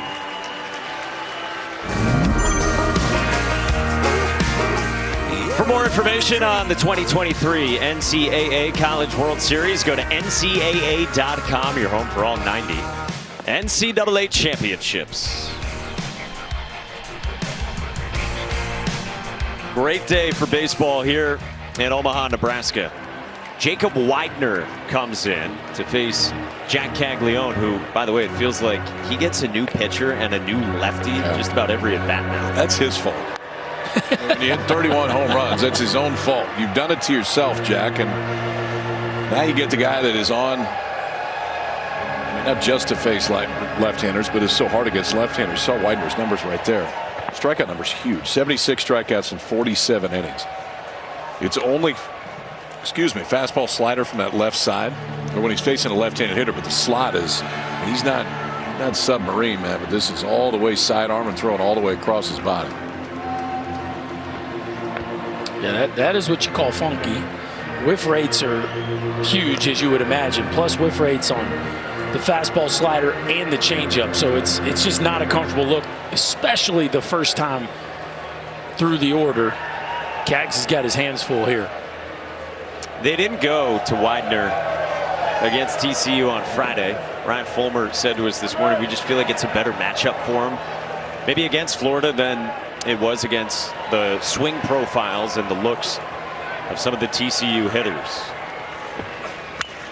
Caglione slices it foul. Well, because they didn't go to him, too, you can stretch him out a little bit further. I mean, Widener, 29 appearances this year, just has 2 starts, but he's thrown 47 innings. So I mean, you may be able to get 9 outs out of him. He's got stash working. 1 out, 1 on, 5th inning. And a check on first on Langford. This is the advantage of playing on Friday, is you can extend your bullpen a little bit more. We see what Florida's offense is doing again tonight. Top hadn't done a whole lot. The rest has with those 3 home runs. But if you play Friday, then you play Sunday, you're guaranteed to have the following day off. So you can extend bullpens a little bit more if you get beat and bring it back. Guys that play Saturday, Monday, if you get beat, you're coming back playing again on Tuesday right away. Yeah, these teams opened up on Friday with a pair of wins. Florida's bullpen has really come together in the second half of the season. 1-1 from Widener. Grabs the edge on Caglione. You can land that when you got problems, right? Because the natural tendency is to open up just a touch just to see the release point. And so that's easy for that front shoulder to fly. You can get it to the outside corner against the lefty. That is really tough look. 1-2. Whips it across the zone.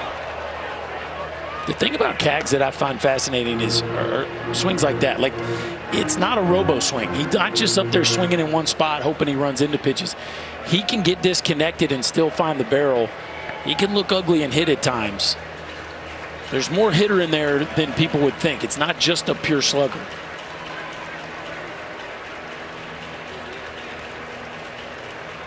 Long hold and the 1-2. Yeah. Ooh, strike 3 called. 2 down. I mean, what we're going to show you applies to the last pitch, too. This was on the foul ball. Watch where he lets it go, okay? I mean, it's all the way behind Caglione. And then by the time it gets to home plate, I mean, that thing's got the home plate 17 inches apart. 17 or 18 inches. Wide. Wide. Yes. Yeah. So if we're letting that thing go, I mean, that pitch horizontally has to move dang near 4 feet by the time he lets it go to where it ends up in the glove. Then tried to go backdoor to start out Josh Rivera, shortstop at the cleanup spot, who pulled a home run his last time leading off the 4th. We've seen some funky lefties today. TCU had Ben Abelt in at the end of the game, closing it out for the Frogs in the win over Virginia. Yeah, he's no fun either. Jeez. Left-handers in this tournament have seen some tough looks.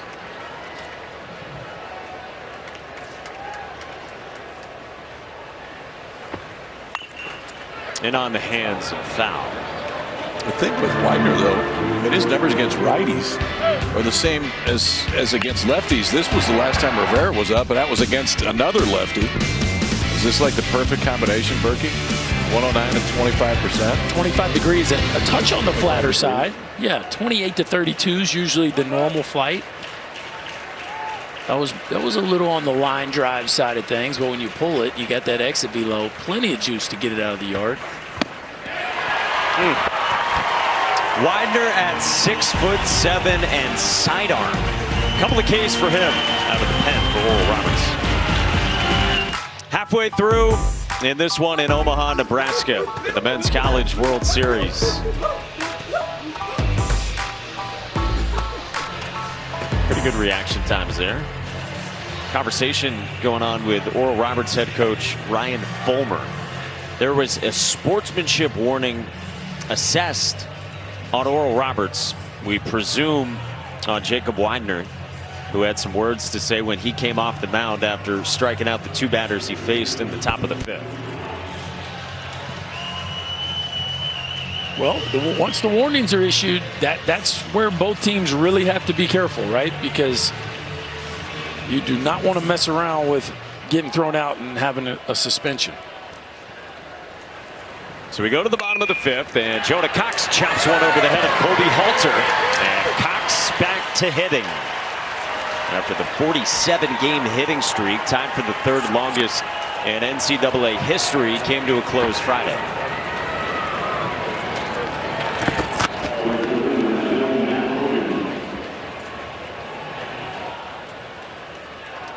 He has been a heck of an addition to the Oral Roberts team. This is where they need to punch back right here, right? You got Cox on, you got your most dangerous hitter in Matt Hogan up.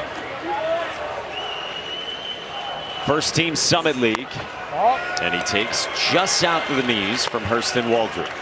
Going back to the regional and super regional starts so far in the postseason, 34 strikeouts in 19 innings pitched by Hurston Waldrop.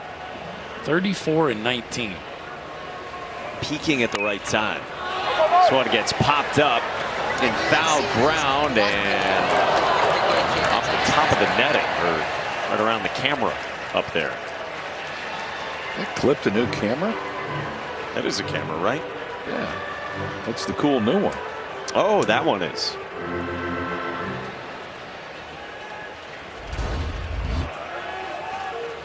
See? Boink. I believe we have 34 of them. Is that where we're at now? Not that 817 we said earlier. Oh, I'd round it up. 35, according to Scott Johnson. I was closer. Johnson 1, Monaco 0. 2-1. Hogan towards center, falling fast. Rivera out to make the play. Berkey's so good at that. I've seen him do it both directions. And that one was just a no-doubter. I mean, the reads he gets off the bat, fighting the shadows there a little bit, ranging that time to his glove side. He literally checks every box of the range you would look for a shortstop. He can go backwards on pop-ups. He can charge the ball. He can throw guys out from the hole. He can range up the middle. Think about it if you're Florida, all right? I would think going into last season, if you're Kevin O'Sullivan, you're thinking, all right, pretty good chance that we're losing both Sproat and Rivera. I mean, guys that are going to go high enough in the draft as juniors, got them both back. I mean, you got your ace back and you got your shortstop back. All Rivera did is come back and now hit 18 home runs and steal 16 bags with an OPS of about 1,100 right now. That's a pretty good dynamic duo. 2-1 on Mac McCroskey.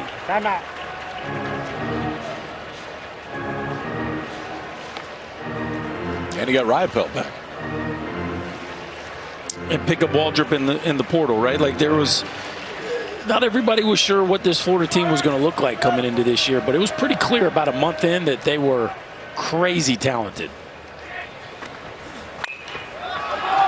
Popped up, and Cade Kurland goes out and calls for it, but gets usurped by Ty Evans. 2 down.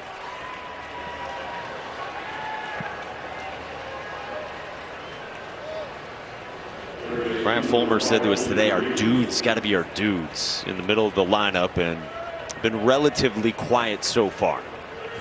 A couple opportunities right there, right, for their dudes with a guy on base to start an inning. That's where you're really looking to spark something, but it's just hard to get comfortable off Waldrop. Yeah, the other thing he said too, it was a few things. Obviously, we've got to play clean baseball. They have made an area. But we also can't walk guys and put them on base. And 2 of the 5 runs that have scored, it was a 2-out walk in the second.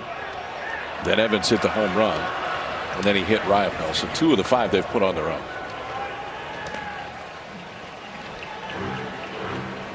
As a staff, they do have 11 strikeouts of Florida hitters. As an offense, Oral Roberts has 6 hits, but they're all singles. Waldrop's at 84 pitches with 2 outs in the last of the 5th. And they've got Jonah Cox. Kurland runs at him. Waldrop. Got him.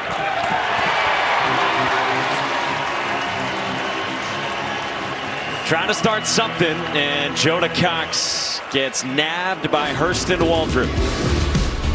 Picked the right time for the good one right there. Jonah Cox, 28 stolen bases on the year, was just a little bit too far. Running back close enough, keep the tag on him, tag him again just in case. Waldrop's been great. 9 strikeouts so far and a big pickoff to get out of the 5th. A pickoff ended that half inning. Break it down and what you saw, how it came to fruition. Yeah, this is interesting. Watch. Waldrop gets the sign. Then BT says, no. Go back and look at another sign. Now we're going pick. And watch the glove here. Timing pick. Watch the glove will flip down. Boom. Pick. So you got to give credit to the Florida dugout there. They saw something from Jonah Cox that they liked to go to the pickoff. They waved off the pitch call, went to the pickoff call, and then put the timing play on. Bam, get out of the inning. It's a great pickup by you. And Ryapelt and Waldrop synced it up perfectly, and that ends any sort of a threat. And Jonah Cox, with the heart of the Oral Roberts lineup up, nabbed. Player coach, like you said, BT Ryapelt, who they entrust to call pretty much the entire game all the time. Yeah, and it was right before Waldrop's about to deliver the pitch, right? Yep. Just early enough for him to still be in a good frame of mind to make an audible, so to speak. And boy, did they call it at the right time. I think BT's got it on his right leg. I think he did it himself. And plugged it into the wrist. Yes. I think that's what happened. Because he hides his glove right in front of like his right knee and then looks down as if he's inputting something. Another breaking ball. That's called a strike. Yeah, he's either checking it himself or he's putting it in himself. But it was obvious there was a change in plans. Yes. And maybe whether he did it or whether right, Sully did it, somebody right. did it right at the end. And Hurston Waldrop got the message. 1-2 the count from Jacob Widener. It wouldn't shock me if it was BT. I mean, he's as sharp as they come. He hits out of the 5 spot, a strikeout, and he got hit by a pitch in the 4th, and then Luke Heyman homered behind him. 1-2. What an addition BT Rappel's been the last 2 years for Florida. Native of Marietta, Georgia, started his career at Coastal Carolina, and as you guys said, came back for a 2nd season in Gainesville. All the homers seem to be big ones. He got told after the game that 7 of his last 9 hits have been home runs. Brandon Sproat and Wyatt Langford were in the post-game press conference. They just started laughing. Langford started shaking his head. That's hard to do. 7 out of 9 hits are homers at this time of the year. No singles in the NCAA tournament. 4 homers and a double, 5 hits. Strikes out here on the breaking ball, and Widener has fanned all 3 he's faced.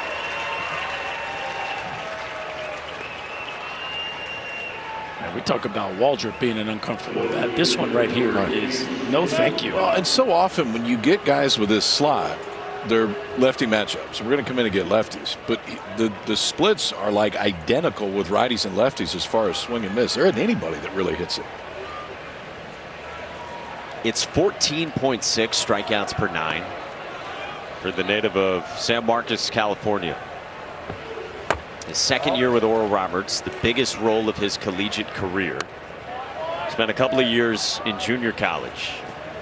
Now Heyman, who had the pull side 2-run shot his last time in the 4th.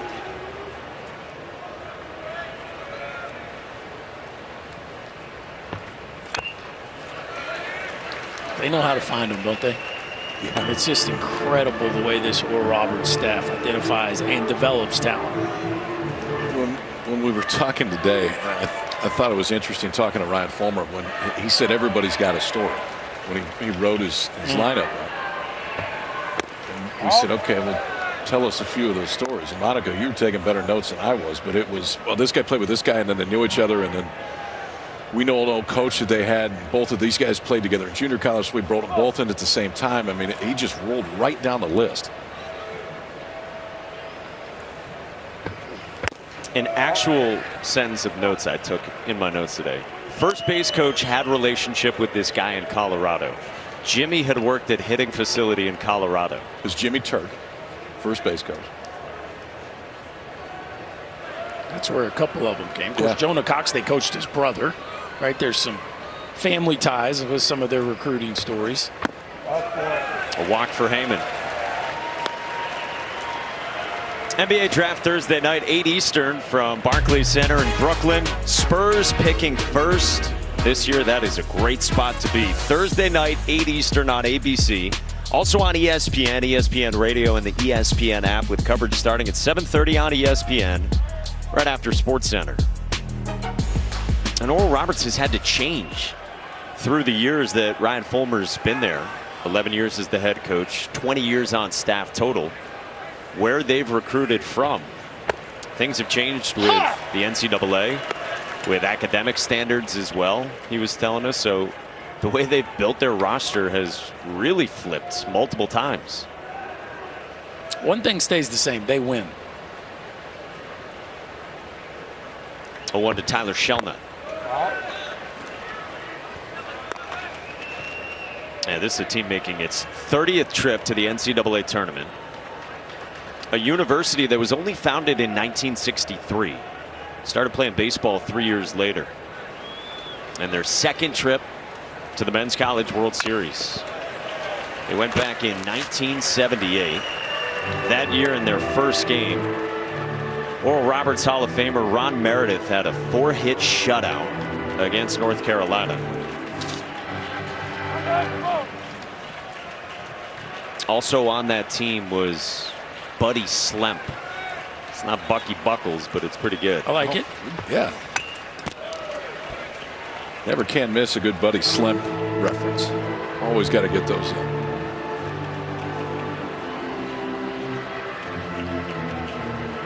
(1978). I got some players from that team who are here in Omaha. 1-2. Yep. And Shelnut strikes out. Yeah, 6 players from the 1978 team have made the trip to Omaha. Look at this motley crew. Oh, that's fantastic. Look at old school Rosenblatt. That may have been back when they had a Marlboro man in right field. No Zoo? Huh? Pre-Zoo? Oh, no, Zoo's there. Zoo's back there? Zoo just, yeah, there was a little bit less Zoo, but Zoo was there. Here's Ty Evans with 2 outs and Heyman on at first for Florida, up by 4 in the 6th. Oh. Got some good big leaguers who've come out of there as well. Jose Trevino has been locked in during this run, joined the guys on the call Friday.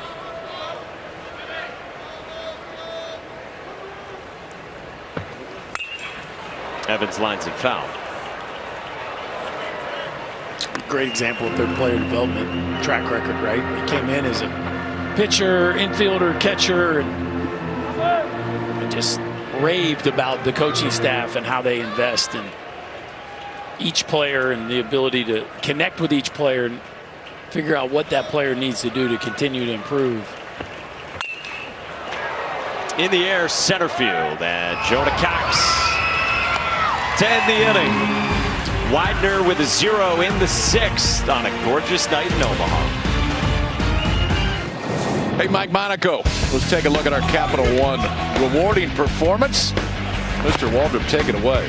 Those are split fingers, folks, and they are really good. When it gets ahead, he's been getting ahead today. That's what he's using to finish guys off. 9 strikeouts so far for Waldrop, who's been so good in the postseason. And so good again. Little shaky in the first 2 innings, but it was just control. He walked 3 in the first 2 innings. Since then, he has been lights out. Across 5 innings. 6, 7, and 8. Drops in a split to start out Holden Breeze. Just nailed a promo, by the way. You always do. Never in doubt. Scott Gustafson, our producer, says technical term is sales item, not promo. Keep trying, Kyle. Ooh, just misses. Ball and 2 strikes on Breeze. Infield single and a strikeout. Been talking about the stuff of Waldrop. BT Rappel told us it's the most electric stuff I've ever seen, caught, or hit against. That's saying something on this staff. Yes. Well, not just the staff. I mean, think about the league he's played in all year long, right? I mean, this is a catcher in Rappel that's not only received electric stuff, but had to step in the box against plenty. One of the best fastballs from Waldrop. 95 at the knees. He's punched out 10. Talking with Sully this week, he compared the relationship between Hurston Waldrop and Brandon Sproat to back in 2017, some names you might remember, and Brady Singer and Jackson Kowar. He said sometimes you have 2 alphas that both could be your Friday night aces, and you don't know how those personalities are going to get along. And just like Singer and Kowar did, like, these guys have made each other better. They compete in every way, but they're also incredibly close friends. And the way that this has worked out with 2 alphas worked out pretty well for them. Well, you were telling a story. Was it in Supers? Yeah. What's your story? I'm going to let you tell it. Yeah, Waldrop finished off the 8th and punch out to finish off the 8th. The plate's going nuts. They can kind of smell Omaha. He comes off the field. Sully doesn't shake his hand. Like, he's still in the game, but Brandon Sproat's waiting to give him a big old hug, and Waldrop doesn't even think about extending his arms. It was like the most deadpan reception of a hug you've ever seen in your life. Sproat's trying to get him going, but Waldrop is just locked in. And sure enough, he went out and started the 9th. They compete, but there's a lot of love there. A 1-2 punch when Sproat came back after getting drafted in the 3rd round, and when Waldrop transferred from Southern Miss to Gainesville. 2-2 to Drew Stahl. And a full count on the DH in the 7th spot.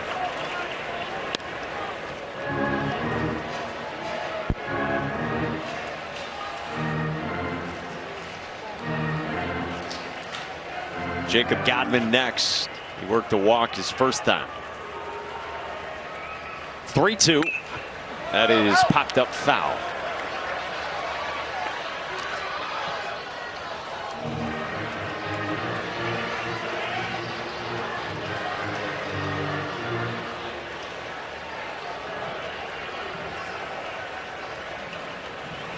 Three-two pitch. Yep. Strike 3 called. That one looked a little down.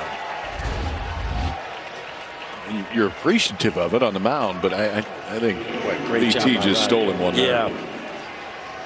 And this is so hard as a hitter because you're trying to make sure you don't chase the split down, right? And then that four-seamer that just rides at the bottom of the knees, and I can see why Drew Stahl's upset about that one. A close call goes the Gators' way. So it's 11 strikeouts now in this one. 36 strikeouts for Waldrop in now 3 starts in the NCAA tournament. In the air off the bat of Godman to deep right. Evans races back and can't haul it in. Bounces up and over the wall for a ground rule double for Jacob Godman with 2 outs here in the 6th.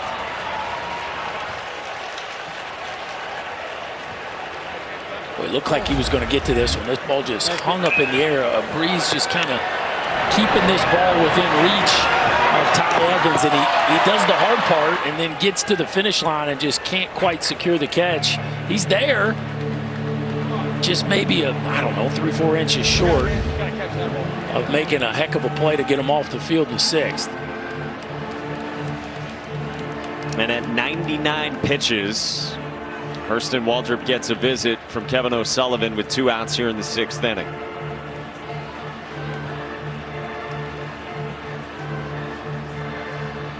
Couple of arms up there. Philip Abner, the left-hander, on the left side, and then Ryan Slater.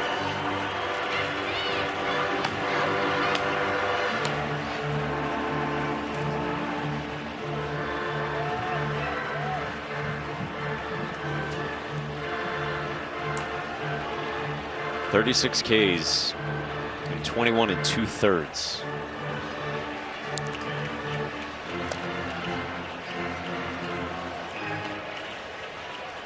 Man at second, 2 outs for Blaze Brothers. He has struck out in his 2 trips so far against Hurston Waldrop.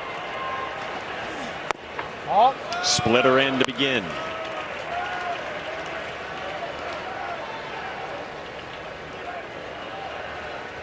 Oral Roberts trying to pull closer here in the 6th.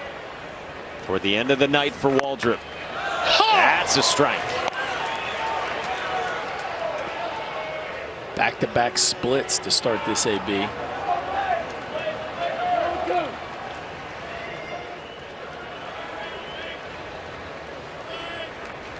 One. Brothers got another. Seen a lot of soft stuff in the 9th spot in the lineup. Feels like this inning's probably it for Waldrop. I mean, we're getting up over 100 pitches. The stuff really hasn't changed. And honestly, I mean, 2nd time, 3rd time through, he's been just as effective over the course of the year. But with double barrel action up, still got that one though.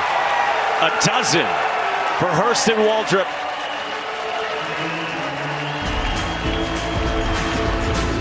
So much has revolved around get ahead, get to 2 strikes, and then, folks, you're just not going to do a whole lot with that. 12 punch-outs on the night for Waldrop. Look at those games coming tomorrow on Monday on what will be day 4 at the Men's College World Series. Tennessee, Stanford, and then the Probables in the nightcap. The only 2 teams this year who at any time have been ranked 1st in the country. It's pretty spicy there. I would bet that's never happened. I mean, you get the only 2 teams that have been number 1 in the entire country that are playing each other in the 1-0 game. That's, well, night's get a little spicy in here again. Yeah, you like power arms, power bats, tune in. That one's going to feature a ton of them. Here's the 1-2 punch that Chris Budden was talking about. Those 2 guys chatting. Hurston Waldrop with 12 Ks beside Brandon Sproat as we go to the 7th. And Jacob Widener misses the start out. Colby Halter with 9-1-2 for Florida. Oral Roberts' bullpen has gone 3 innings of scoreless relief with 7 strikeouts among the 11 batters it has faced.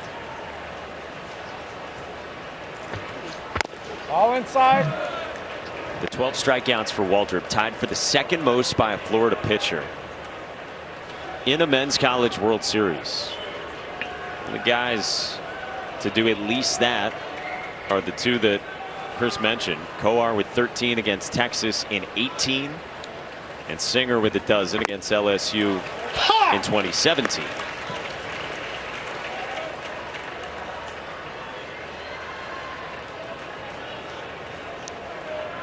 Strikeouts galore.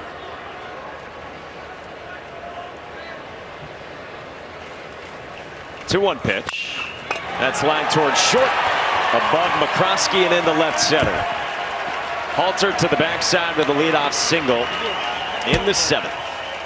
And Colby Halter continues to impress at the bottom of this Gator lineup. The veteran got back into the mix in the postseason, and boy, he is putting on an opposite field clinic here in his first 2 games in Omaha. That is a tough AB against a nasty left-hander. Just keep that front side in, let that ball get deep, use the backside gap, and here come the Gators in the top of the 7th. To the top for Cade Kurland, the early enrollee second baseman. He's had a nice freshman season. Takes a strike on a fastball. It's really impressive how well this Florida offense has played so far here in Omaha, considering that the top 3 have not gotten hot yet.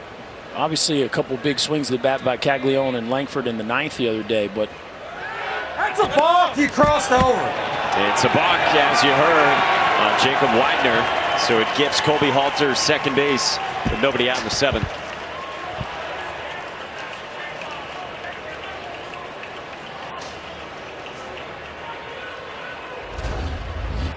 Watch the front foot.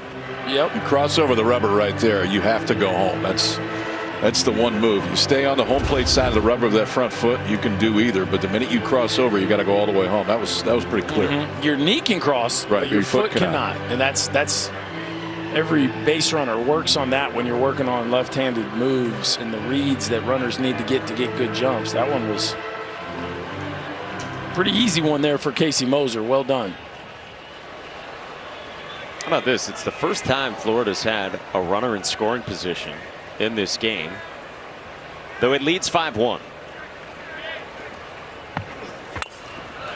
Fouled away. So, Berkey, what you were saying about the lineup for Florida, if those guys do get hot, the top 3 in the lineup, where do you stack up this Florida offense against the other teams in the field?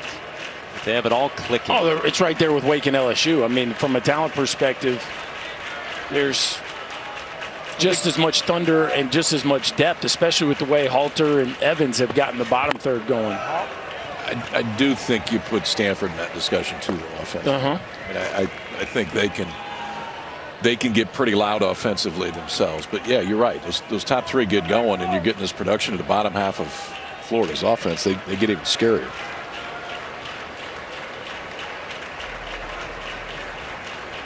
Halter at second, and Widener ready with a 1-2. Kurland takes the slider in. For Widener, we talk about the funk and the difference.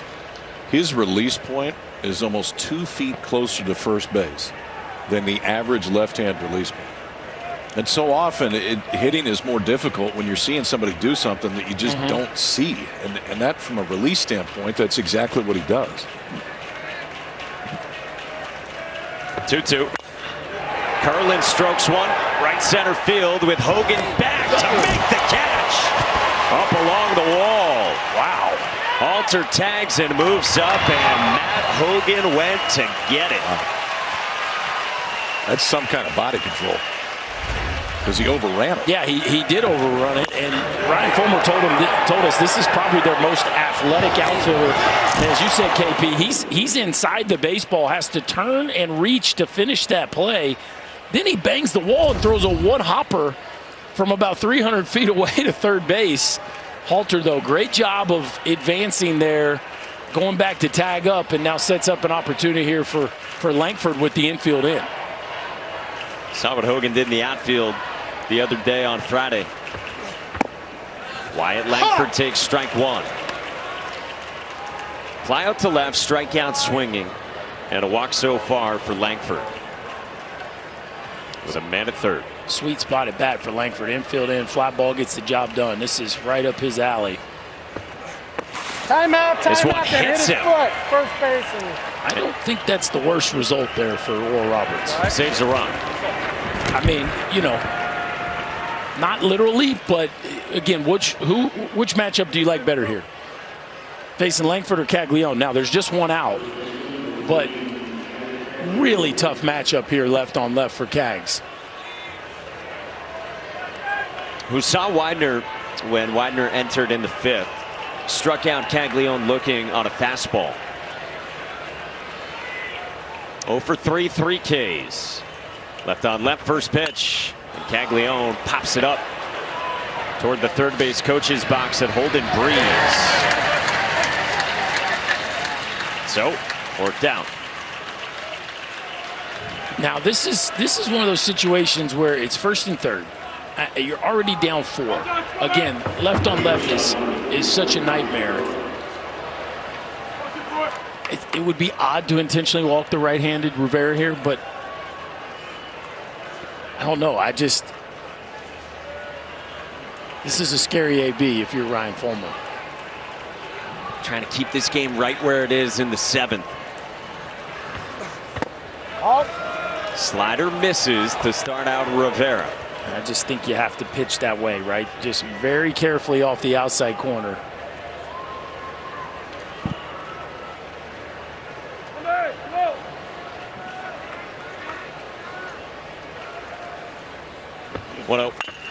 On the ground, right side, and Brothers ends the inning.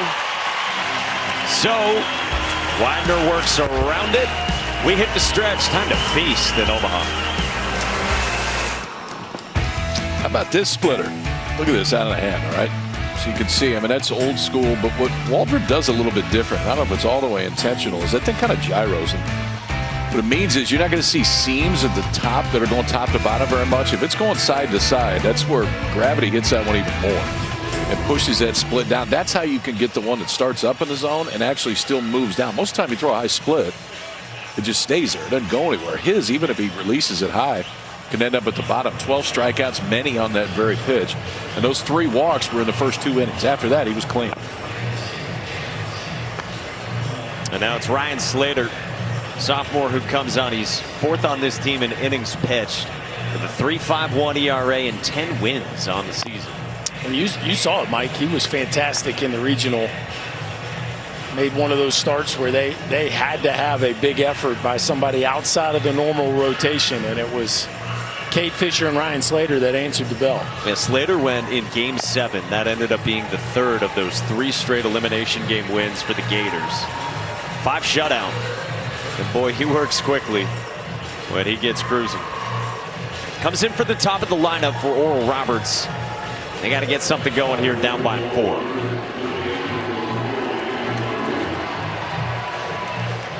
Cinderella team, only the 3rd ever 4 seed to reach the Men's College World Series, and doing so joining Stony Brook, the last to do it in 2012. Fresno State in 2008, the national champions. Now the Golden Eagles. And strike 1 to McMurray. He's got a single to right center, a walk, and then an infield single in the 4th. Bouncing ball left side at Halter. 1 gone.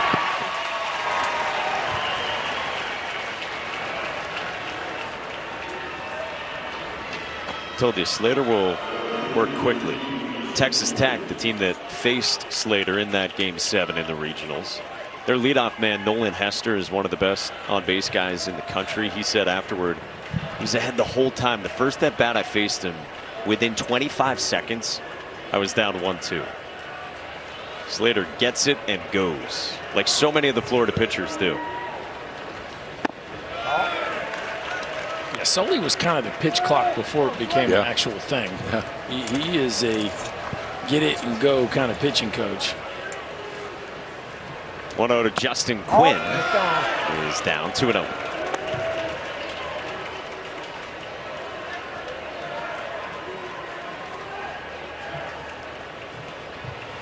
Two-0. 3 balls and no strikes. The ERA has been great for this Florida pitching staff in the NCAA tournament. 4-pitch walk, and Quinn is on for the 3rd time in this game. And Oral Roberts has a 1-out base runner for the heart of the lineup coming up.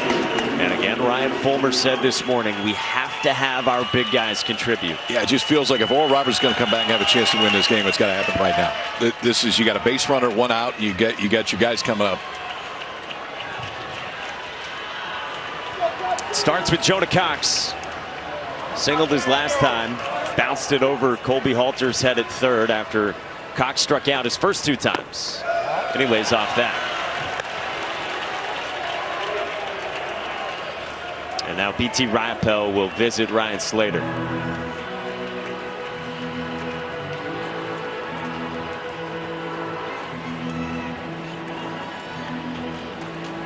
We showed you the personality of Jonah Cox earlier, hanging out in the dugout, cross-legs. He is explosive athletically.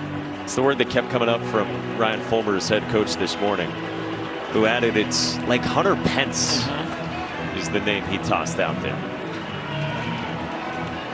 I was fortunate enough to play with Hunter Pence, and you talk about explosive. Hunter Pence certainly checks that box. One of the fastest guys down the line that I saw from the right side when he first came up, and he could really run.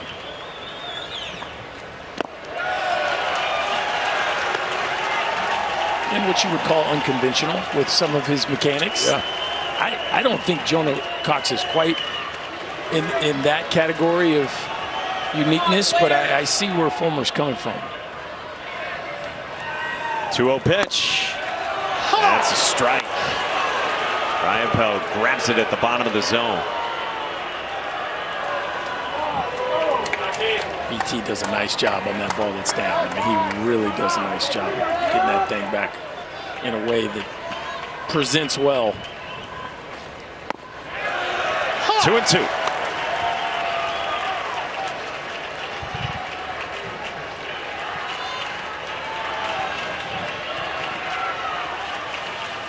On this Father's Day at Charles Schwab Fields. 1 out, 1 on, 2-2. Cox fouls it.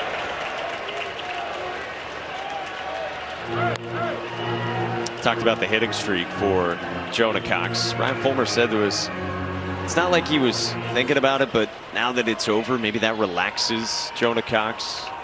There's been a lot of focus on him and on that hitting streak, and rightly so. Cox squares it up but hits it right at Wyatt Langford. 2 down. That's unfortunate right there. That ball was smashed.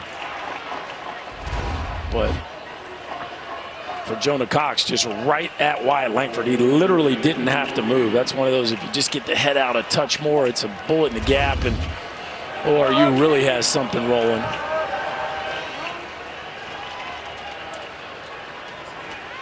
And it brings up Matt Hogan, the cleanup man. 0 for 3 in this game and 0 for 7 here in Omaha. Pulls this one and he's out in front of him. He's the guy with so much ability. Berkey talked about it in the outfields. Hogan, a guy who's now at his 3rd school, his first year with Oral Roberts. Played at both Vandy and South Carolina. 3 years at Vanderbilt, then last year for the Gamecocks. He's had quite the journey to get to this point. After leaving Vandy, Ryan Fulmer and the Oral Roberts staff recruited Matt Hogan on both occasions. Didn't get him the first time, but stuck with him and landed him for this year. 1-1. Good take, 2-1. Hogan's summer ball coach is Tom Holliday from the Holliday baseball family. And this time around, Tom Holliday said, go to Oral Roberts. Matt was telling us earlier this week, and he listened. 2-1. Hits it to the backside and struck well to left with Shelnut back at the wall and off the wall. Quinn races around and scores. Matt Hogan goes for the plate. Inside the park, home run. It's a 2-run ball game.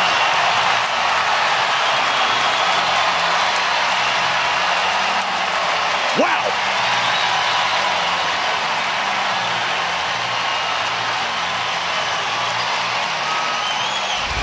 Well, this just comes down to miscommunication. First, a ball that's belted off the left field wall. Wyatt Langford hustles to get over there. Great job by Langford to get himself in position to play the carom. Now, two things go wrong. First, Langford does not pick the ball up cleanly. First, he doesn't pick it up cleanly. Second of all, nobody's telling Josh Rivera that Matt Hogan's going home. Watch Rivera here. He drops his guard. Hogan never hits the brakes. The throw is low and late. Wow. And what should have been at best a triple turns into 4 bases and 2 runs for the Golden Eagles. I mean, listen, it would have been a tough catch. Shelnut was there. I mean, he kind of got spun around when he got to the wall. But, I mean, think about the difference in those two. Shelnut catches it. They're trotting off the field right now. Instead, it goes off the wall, gets away, and we got a little different ball game right now. Yeah, the Gators had 2 chances to limit the damage there. Really 3, like you're saying. Could have caught the ball, could have picked it up cleanly, could have communicated. None of those happened. Hogan, just like that, has Oral Roberts Cinderella within 2 in the 7th. Brandon Neely enters for the Gators. How about that from Matt Hogan on what is scored an inside the park home run? The first one here at the College World Series since Chris Burke in 2001. That was a long time ago. That was a long time ago. Hogan was wishing it out of the ballpark. Now he decides to put the gas pedal down. And it was just, you got to give Ryan Neal a ton of credit. I mean, he never hesitated to send Hogan, and careful sliding head first there into BT Riopel, but what a play in this ball game. He just knocked you out of the record books. You're not going to be in it next year. Oh, I don't know if you heard, but it should have been an Aaron Lane. That's why you're saying it.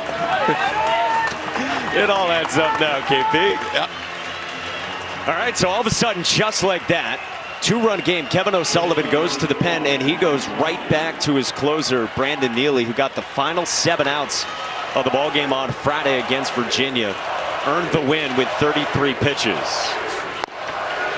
And these Oral Roberts fans, they've been into it all night, but they are really juiced now in the 7th. How fun is this team? Mac McCroskey rolls it foul. It's a ball and a strike on the shortstop in the 5 spot. Well, and all the credit to the Oral Roberts bullpen, right? Their ability to keep this thing right where it's at with the last 3 zeros is why a 2-run homer has us set up for a great finish, because they've been able to hold this Florida offense at bay.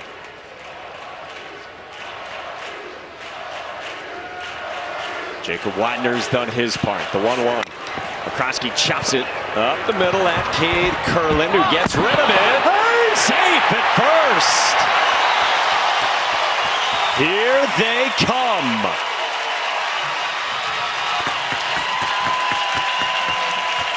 The Gator defense sloppy here on these last couple plays. Did he beat it? Live, I thought he was out.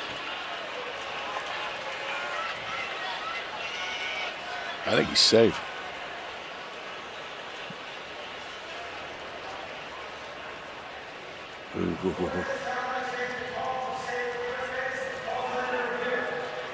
Well, I don't know. That's about as close as it gets. It's whether or not the spike had just barely touched back of the glove. He's out. Yeah, he's out. He's out. He's not out by much, but he's out. How about Caglione, too, staying on the bag? Nice to have that reach over there. Yes. Yeah. I think this one gets overturned. Curlin, not the quickest of release, not the most accurate throw, but I think just enough to get McCroskey there.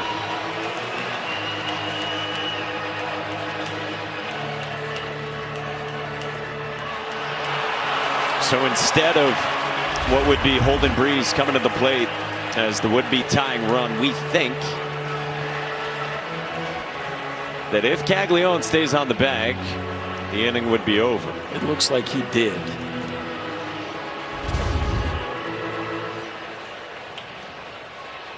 They're ready with the verdict. After review, the call on the field is reversed. The runner is out. The Florida is not charged with the challenge. Long-limbed Jack Caglione helps out. We got a 2-run game to the 8th inning in Omaha. Florida 5, Oral Roberts 3 to the 8th inning. Hurston Waldrop was outstanding, and so has the Oral Roberts bullpen. Still working, obviously, here into the 8th, and it's still Jacob Widener against 5, 6, and 7 BT Riopel, who's punched out twice and been hit by a pitch.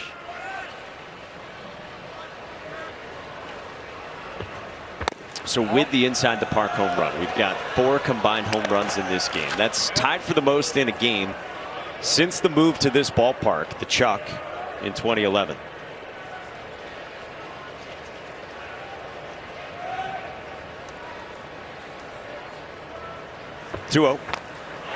Riopel hit again and displeased, and Jacob Godman comes out, and BT Riopel doesn't like Jacob Widener, who you remember earlier in this game got Oral Roberts tagged with a sportsmanship warning. And now Jake McMurray at first is chatting with Casey Moser, the first base umpire. Oh boy. And they're all coming together here. See, this is what I'm talking about. Once the warnings are issued, this is where, you know, I'm a big BT Riopel fan, but you got to be careful with anything directed at the other team once the warnings have been issued. This could be not good for the Gators.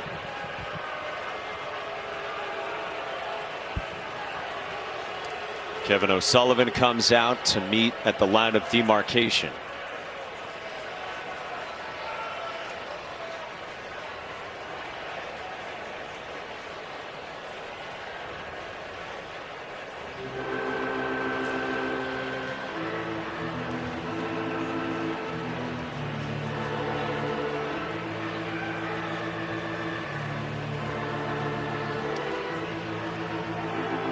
Interesting.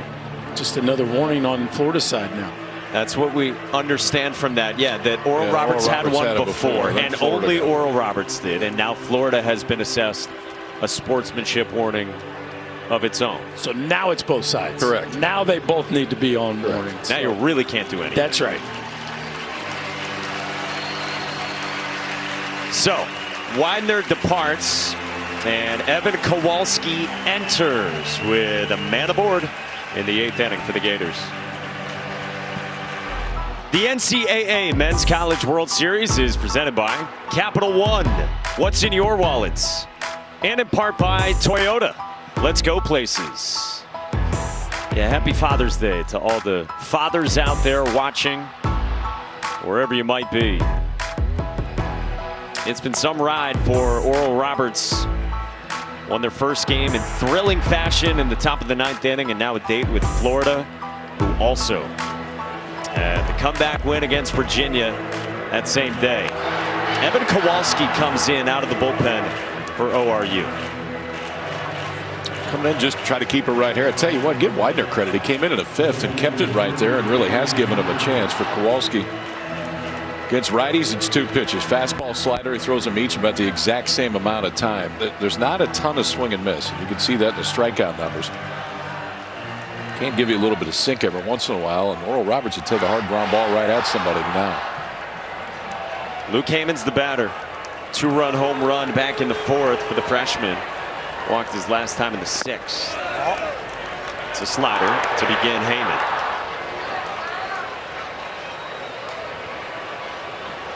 Kowalski from Guthrie, Oklahoma. 5th-year senior. A couple years in junior college, and now his 3rd year with the Golden Eagles. That's a fastball. He started a lot of games last couple years as well, so he's got a lot of experience as he enters in the 8th inning for Widener.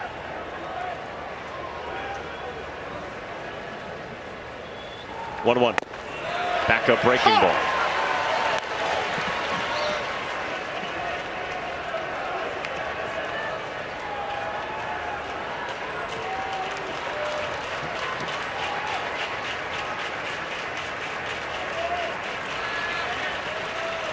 Kowalski's 1-2.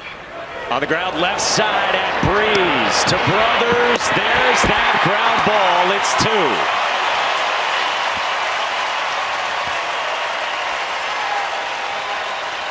2. We said they need to play clean baseball, and boy, this is about as clean of a 5-4-3 as you will see. A chopper right to Breeze, throws a strike to Brothers, and finish it off to McMurray. Exactly what Kowalski was brought in this ball game to do, get a ground ball, and 2 quick ones for the Golden Eagles. And it wipes the bases empty for Tyler Shelnut as this crowd gets into it for Oral Roberts.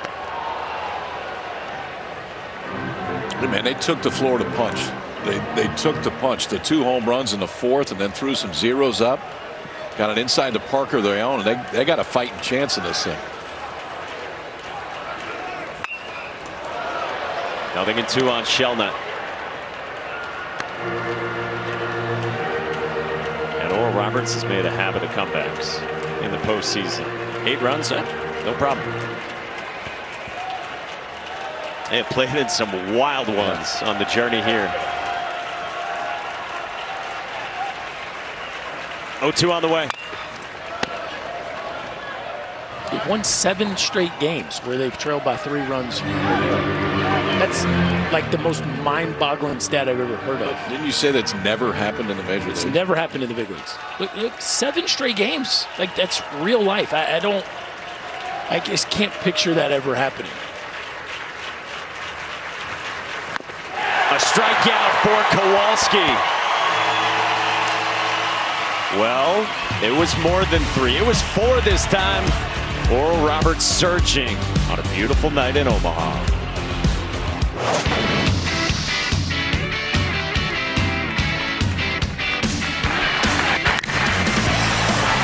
Line to right. Detweiler's got it. Cinderella wins a national championship.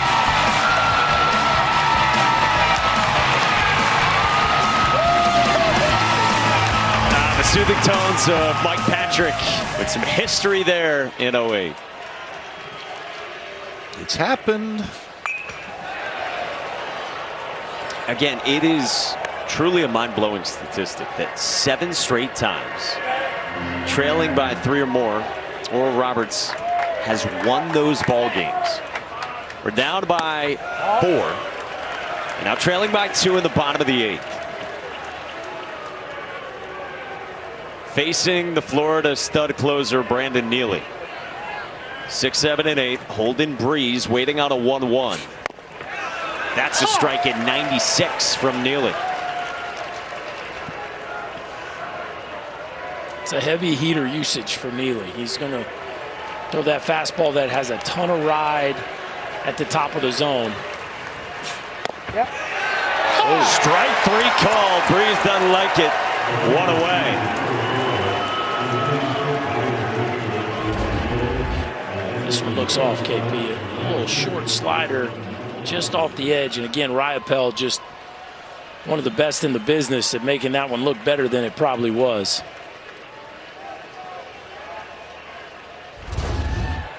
Drew Stahl takes a fastball called a strike. The zone the last 2 days feel bigger to you than it has been for most of the season? Yeah, side to side, for sure. Yeah. So you got to go after that. It's 0-2 now on Stahl.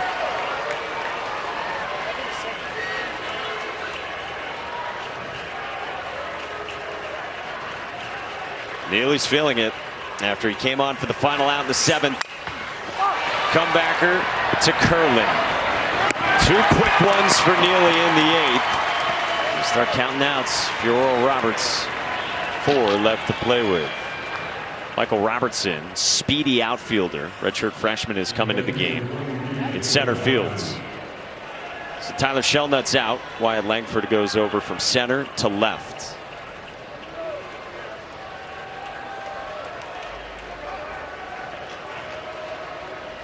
Jacob Godman had the ground rule double to right his last time. He's also walked in this game.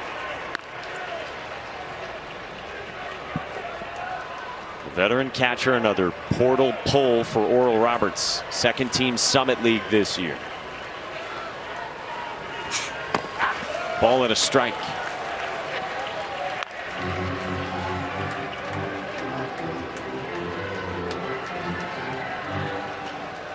Nice night for a stroll. Artistic. Beautiful. That'd be a damn stroll if you were taking that one. 1-1. Godman on the ground, sharply to short, and it kicks away from Josh Rivera. 2-out base runner on the error.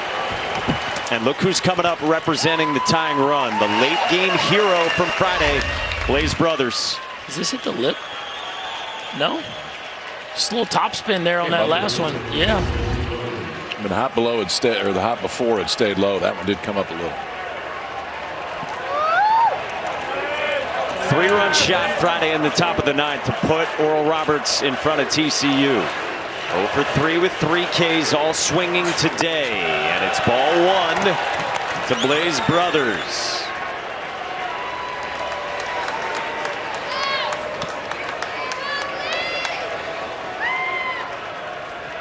If you make a mistake, he can hurt you, his head coach said to us today. This one hangs, and it's through into left field for Blaze Brothers. 2 on for Oral Roberts with 2 outs in the 8th.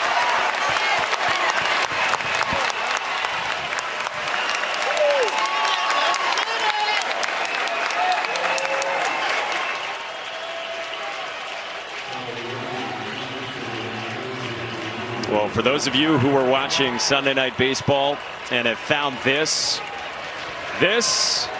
is beautiful. The College World Series, and you got Cinderella against the #2 team in the country.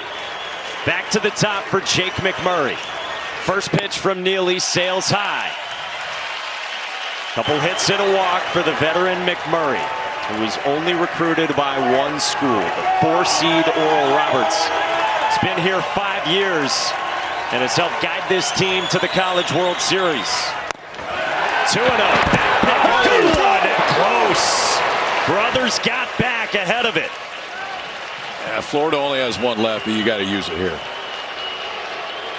Caglione seemed like he was a little bit hesitant. I mean, he just went like the 1-hand headphones and the 2-hand headphones. I'm not sure if there's a... It was a heck of a tag, though. A snap tag right to the arm. Wow. It's just the question is, was the hand already there?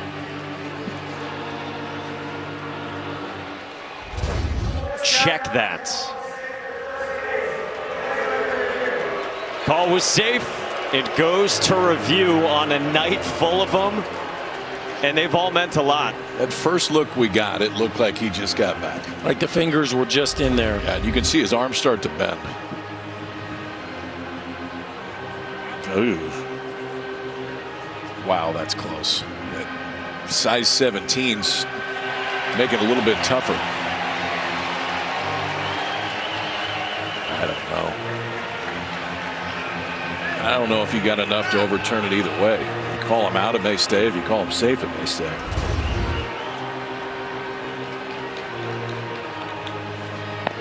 That's why they call them field matters.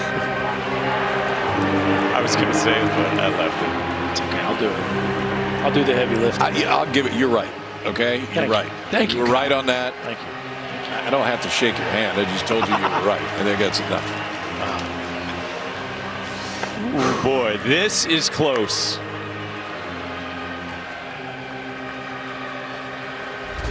This is one that certainly requires the time that is. Man, that snap tag right the top of the forearm. It just, see if we can see fingers here.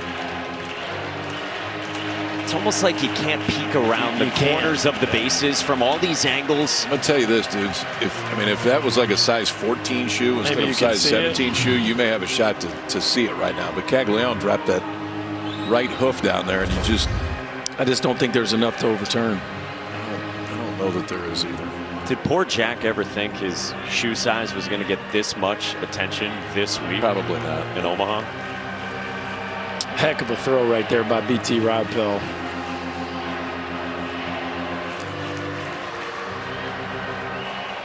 Let's see what the verdict is. The call in the field is confirmed. The runner is safe. Florida loses one challenge. So they saw enough to confirm it. Blaze brothers ducked back in safely, and the inning continues for Oral Roberts here in the 8th. BT calling them all in on this one. Yep.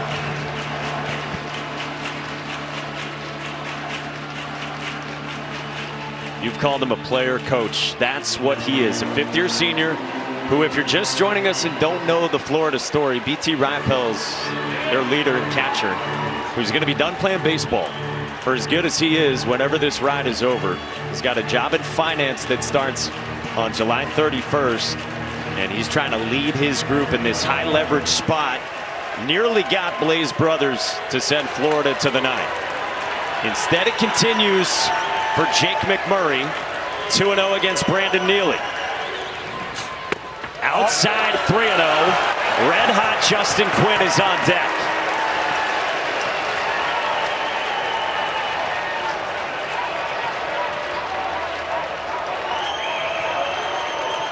.3-0 pitch. Neely pumps in a strike.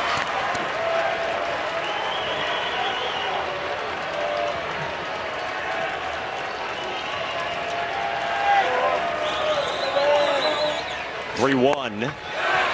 And it's a full count.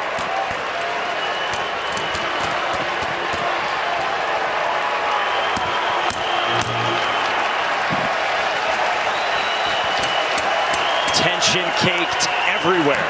The payoff. McMurray fights it off foul.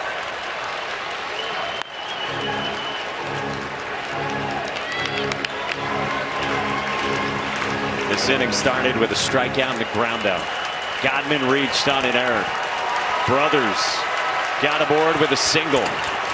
And now a 7-pitch battle. Neely to McMurray. Ball 4, they're loaded.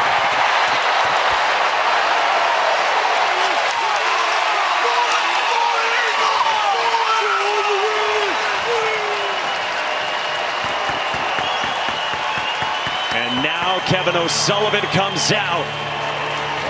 22 pitches into the evening for Brandon Neely.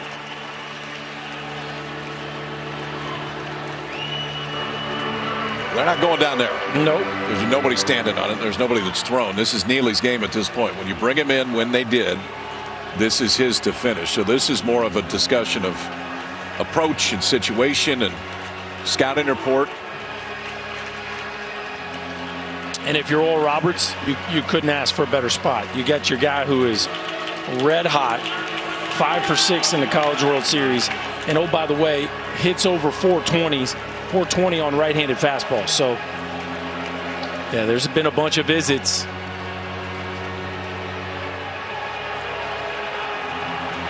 This is interesting. This is interesting because BT just took one, right?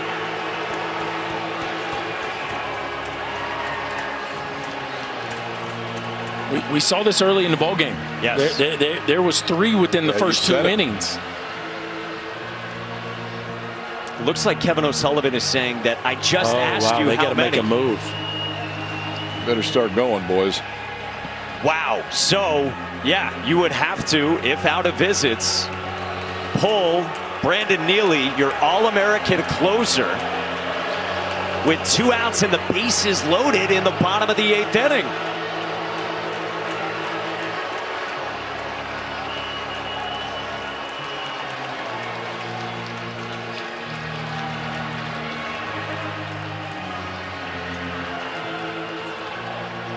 You could clearly see Kevin O'Sullivan say, "I just asked you." Yeah.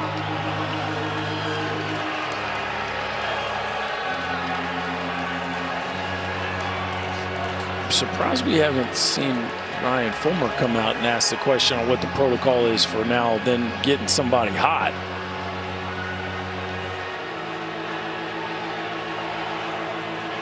Wow. So they're saying that it is the 7th trip to the mound, above the limit of 6. And you've got to make a move, and you've got to warm him up on the game mound. Wow.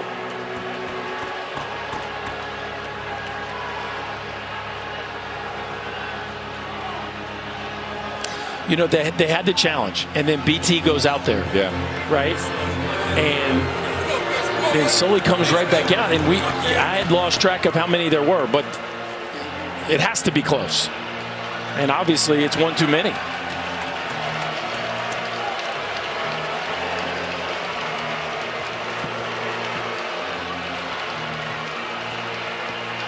I mean, the rule's straightforward. So, I mean, if you've already gone 6 times, you got to take him out of the game. I think the question is, did he say, do I have another one? Or did he say, where am I at? It appeared that he was saying that when I went out there. He said, I just asked you. Now, maybe he didn't see BT go out. I don't know. But ultimately, it looks like that will be the outcome. And so instead of having Brandon Neely, your veteran, and again, All-American closer, who was named a finalist for the best relievers in the country, one of the best 10. You're going to go to a freshman here in Kate Fisher with a 2-run lead, 2 outs, and the bases loaded in the bottom of the 8th. And imagine the frustration for Brandon Neely. A guy who's been selfless all season, a starting pitcher last year, has given himself to the closer role and been team first in taking this on, and he's thrived in it. Even though Kevin O'Sullivan has admitted to us that probably wasn't the first thing that Brandon Neely wanted, but he has settled in, and now he's got to come out, and Kate Fisher goes in.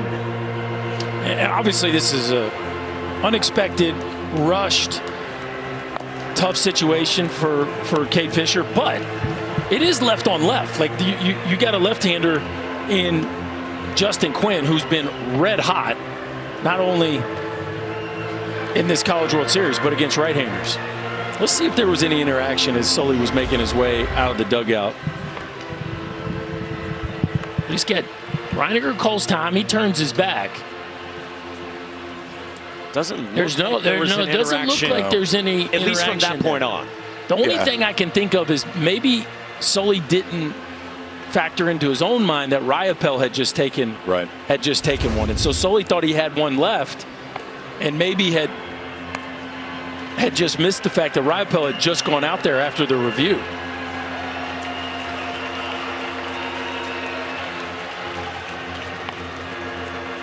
Wow. I mean, as if this College World Series needed any more drama, we have yet another crazy ball game on this first weekend here in Omaha at the College World Series. So Kate Fisher, the freshman's had a really good year, but he did pitch in the first one in Florida's first game, and he wasn't great. He went just a third of an inning, gave up 2 hits, didn't strike anybody out, gave up an earned run.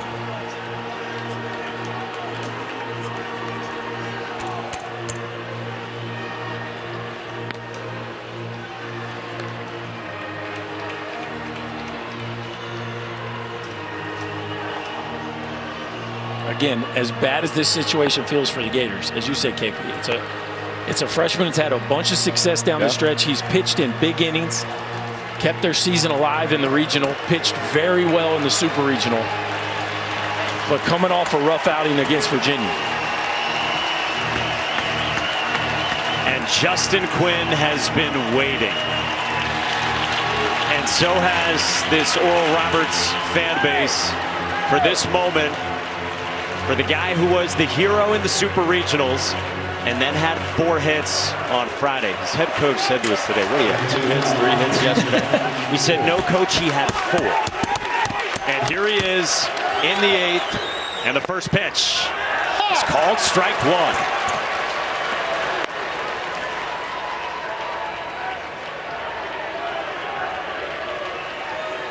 Kevin O'Sullivan has said to us, Kate Fisher is a future superstar.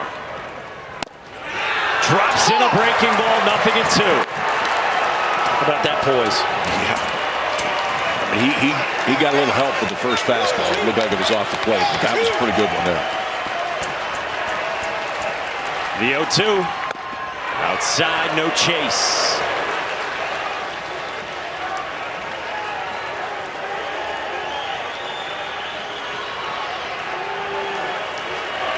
Bases loaded, 2 outs. Fisher deals. 2-2 on Quinn.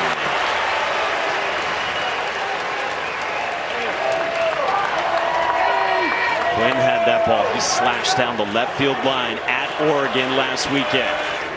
2-2 is away, and the count is full.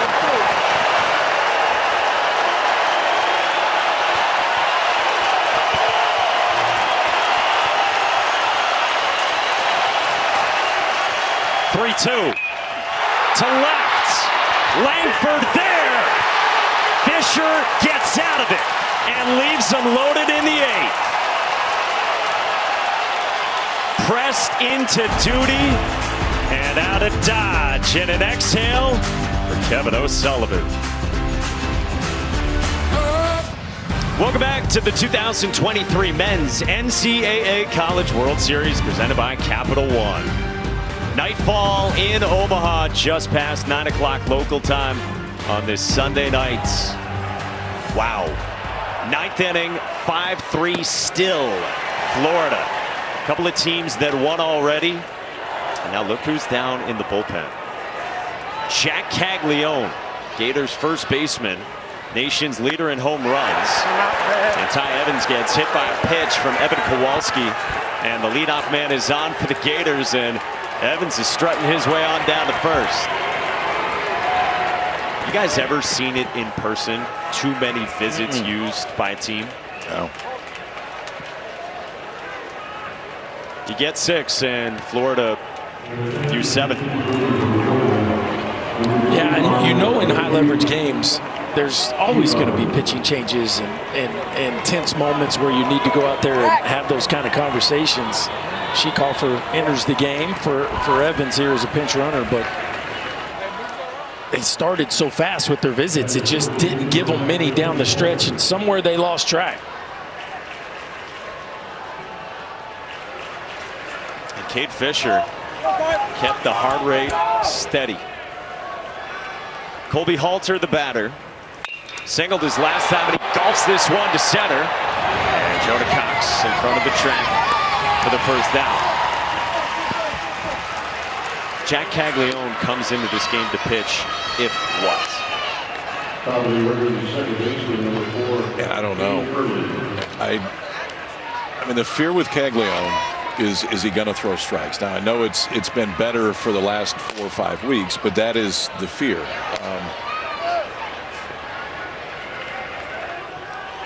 You don't really want to bring him into the middle of the inning with traffic. Yeah, and you know, the Oral Roberts lineup has 7 righties. He hasn't thrown out So of the bullpen once this year. There's not a ton of matchups you're looking for there. As KP said, this isn't something he's done this season. So I guess it would be if he just if they need to. This one gets away from Kowalski. And Richie Schieckhofer moves up 90 into scoring position, with the Gators trying to bump up the lead from 2. If they need swing and miss, like if you end up in a situation where you have to have a punch out, would maybe be it. Yeah, potentially. Mike Rivera pointing to the glove that was being held onto Schieckhofer's back by McMurray.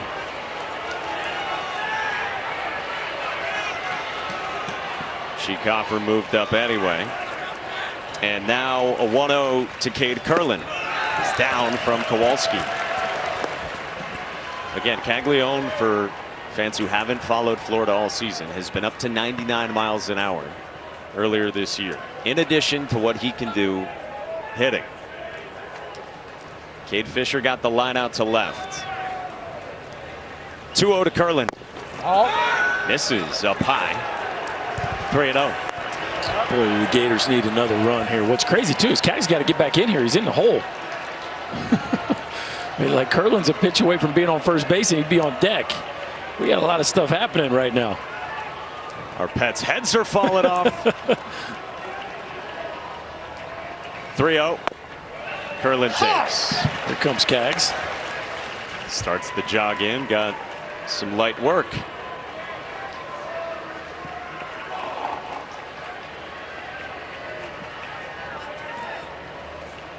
Cade Fisher looks on and readies himself if he returns. 3-1. That's a strike with a backup breaking ball. Full count on Curlin.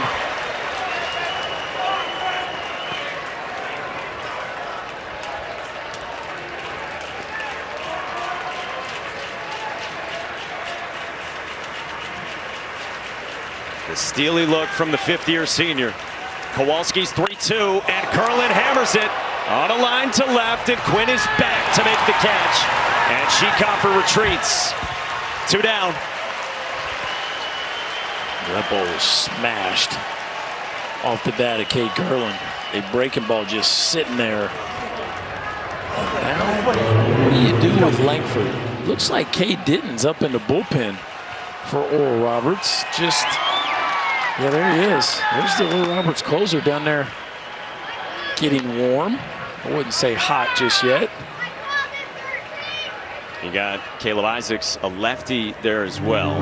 But Denton is the Summit League pitcher of the year. If you're going to get Denton up, why ain't he in the game? Yeah, I mean, if he's up, you almost got to bring him in, right? I mean, he's from a stuff standpoint, he's the best one left for Oral Roberts. His stuff's off the charts. I'm just, if you're going to get him anywhere close to hot, I'd rather use the bullets here.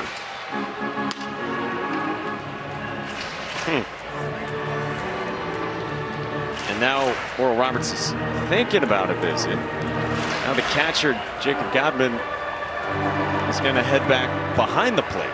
There's indecision clearly from what Oral Roberts' plan of attack is here against, oh yeah, a possible first overall draft pick in Wyatt Langford. He's walked and been hit by a pitch in this game. How far off the plate he is there on the first pitch. You don't usually see a catcher that far off the plate on an 0-0 pitch. Yeah. That usually tells you there's not a lot of intent here to throw a strike. There he goes again. Setting up away for a 1-0. Oh, he hangs for Langford, and he pops it up. Wow. Twilight sky over to first, and McMurray to put it away.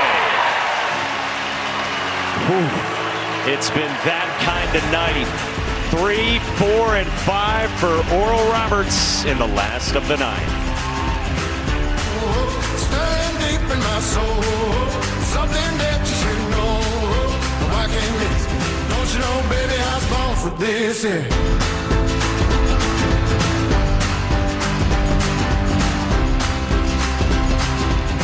This game has had everything, and so has this tournament so far. Florida led by 4, and the insane stat that if you missed it earlier still rings true for Oral Roberts. Well, here we go. Or can they keep it alive? One of the craziest stats I've ever seen.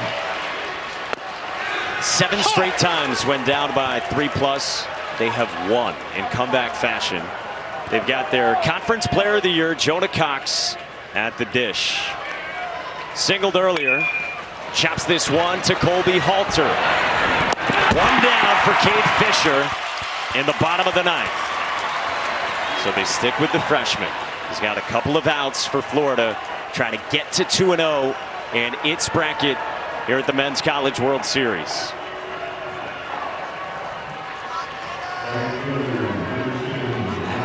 It brings up Matt Hogan, cleanup man who last time had a 2-run inside the park home run. First one at the College World Series in 22 years.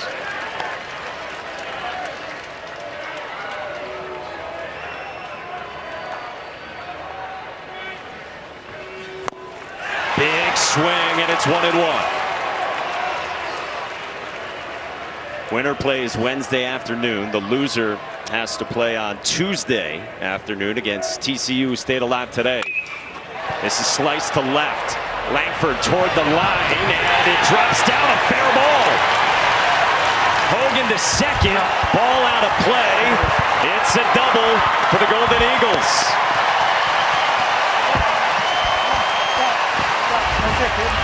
It's 2 pretty good at bats back to back right there by Hogan. I mean, the inside to Parker, and then this one left on left that lands right on the paint. Watch this. Yep.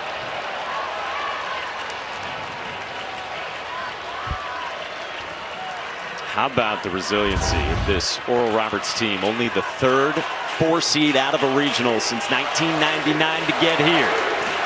Now Mac McCroskey, the shortstop, takes up high, ball 1 on the off speed from Fisher.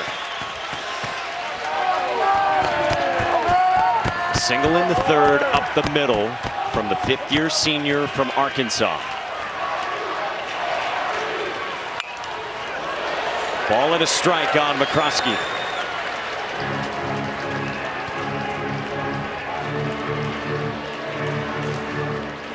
For the first 5 games here, decided by 1 run. The other by 3. 1-1. McCroskey fouls it back, and it's 1-2.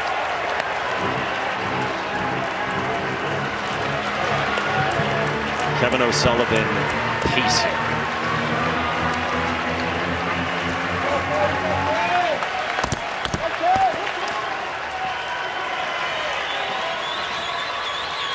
Fisher's 1-2.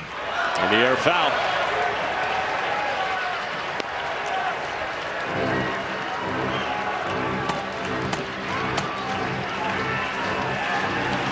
All year long, Kevin O'Sullivan has raved about the poise of Cade Fisher as a rookie on the biggest stage imaginable. Lined into center field, and it's a base hit in front of Robertson. A stop sign for Hogan, tying run aboard for Oral Roberts with 1 out in the 9th.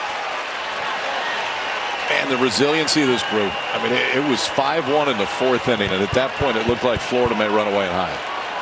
And since then it's been 0 after 0 after 0 against the Florida offense. And now they got a puncher's chance, man. 1st and 3rd, 1 out, 2 great at bats back to back right there, and Breeze with a chance to be a hero. 4th-year junior, 3rd baseman from Gilbert, Arizona, 2nd team all-conference, and like so many on this team, defined by his head coach as gritty, a baseball rat with instincts and quality at bats. First pitch is strike 1 from Fisher. Ryan Fulmer's the head coach. His father, Don, a longtime coach himself for more than 30 years on this Father's Day, is here. The 0-1. All in. Breeze takes inside, and it didn't miss by much. Are those sliders or changeups, KP? I think it's a slider. I think that one was. He'll throw a fair amount of changeups too. If it's a changeup, he's cutting all the way across. 1-1. Breeze takes 2-1.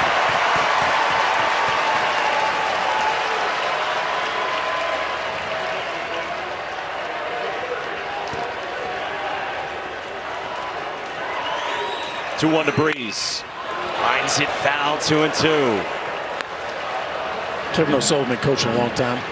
This has to be as tense as he's ever been for the last 2 outs of a ball game, including the national championship.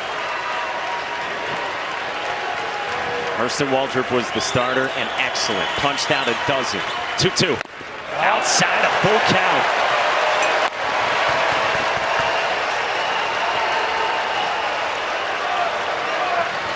Drew Stahl, the DH in the 7th spot, 0 for 4. He's on deck. 3-2. Outside, they're loaded. Tying run to second. Winning run aboard in the 9th. You can't go to the mound unless you're making a change, right? This is where it shows up. BT can't go to the mound. Halter can't go to the mound. Look, BT's telling Halter can't go to the mound. And Kaggs would be next. Now, can you bring Kaggs in with the bases loaded?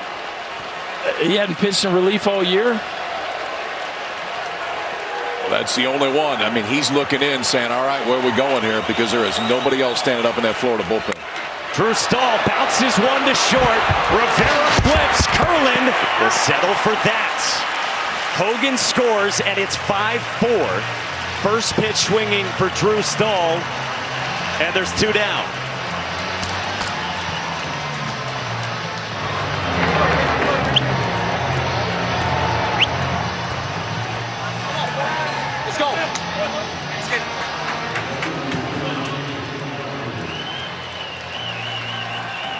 We get a pinch runner here for Drew Stahl.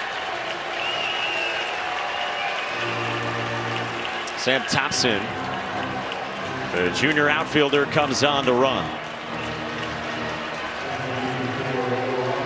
Well, how about this, guys? Another one-run setting. Yeah. 20,000 plus feeling that way. And because Florida is at the limit, again, of the 6 allowable mound visits, they cannot go out without making a pitching change. Can't say anything to their freshman lefty, who's facing Jacob Gottman, the veteran catcher. 2 outs, 2 on, 1-run game. Fisher's first is a strike. BT coaching them up in case they go first and third here. There's some things the offense can do here in a first and third situation against the left-hander. 0-1. Pulled in the air to left center with Robertson on the move. It's over. Florida hangs on in the ninth.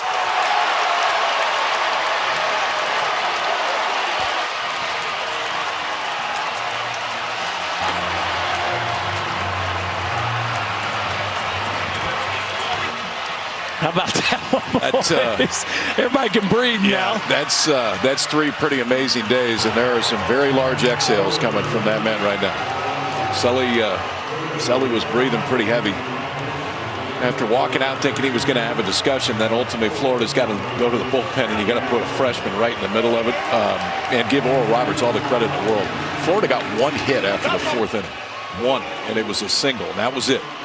Their staff held this offense down. They gave him a chance, and off the bat, we thought that ball may be in the gap. But the freshman Robertson in there runs it down easily, and Florida now gets a couple days off. Oral Roberts will come back and play TCU, but man, that was a heck of a baseball game. Kate Fisher, what can you say? Yeah. I mean, you talk about you can't put a freshman in a tougher spot than he entered that ball game in, and it got a little shaky, but the left-hander just kept it on the tracks and finished this game off for the Gators. Not the prettiest win for the Florida club, but boy, they did just enough.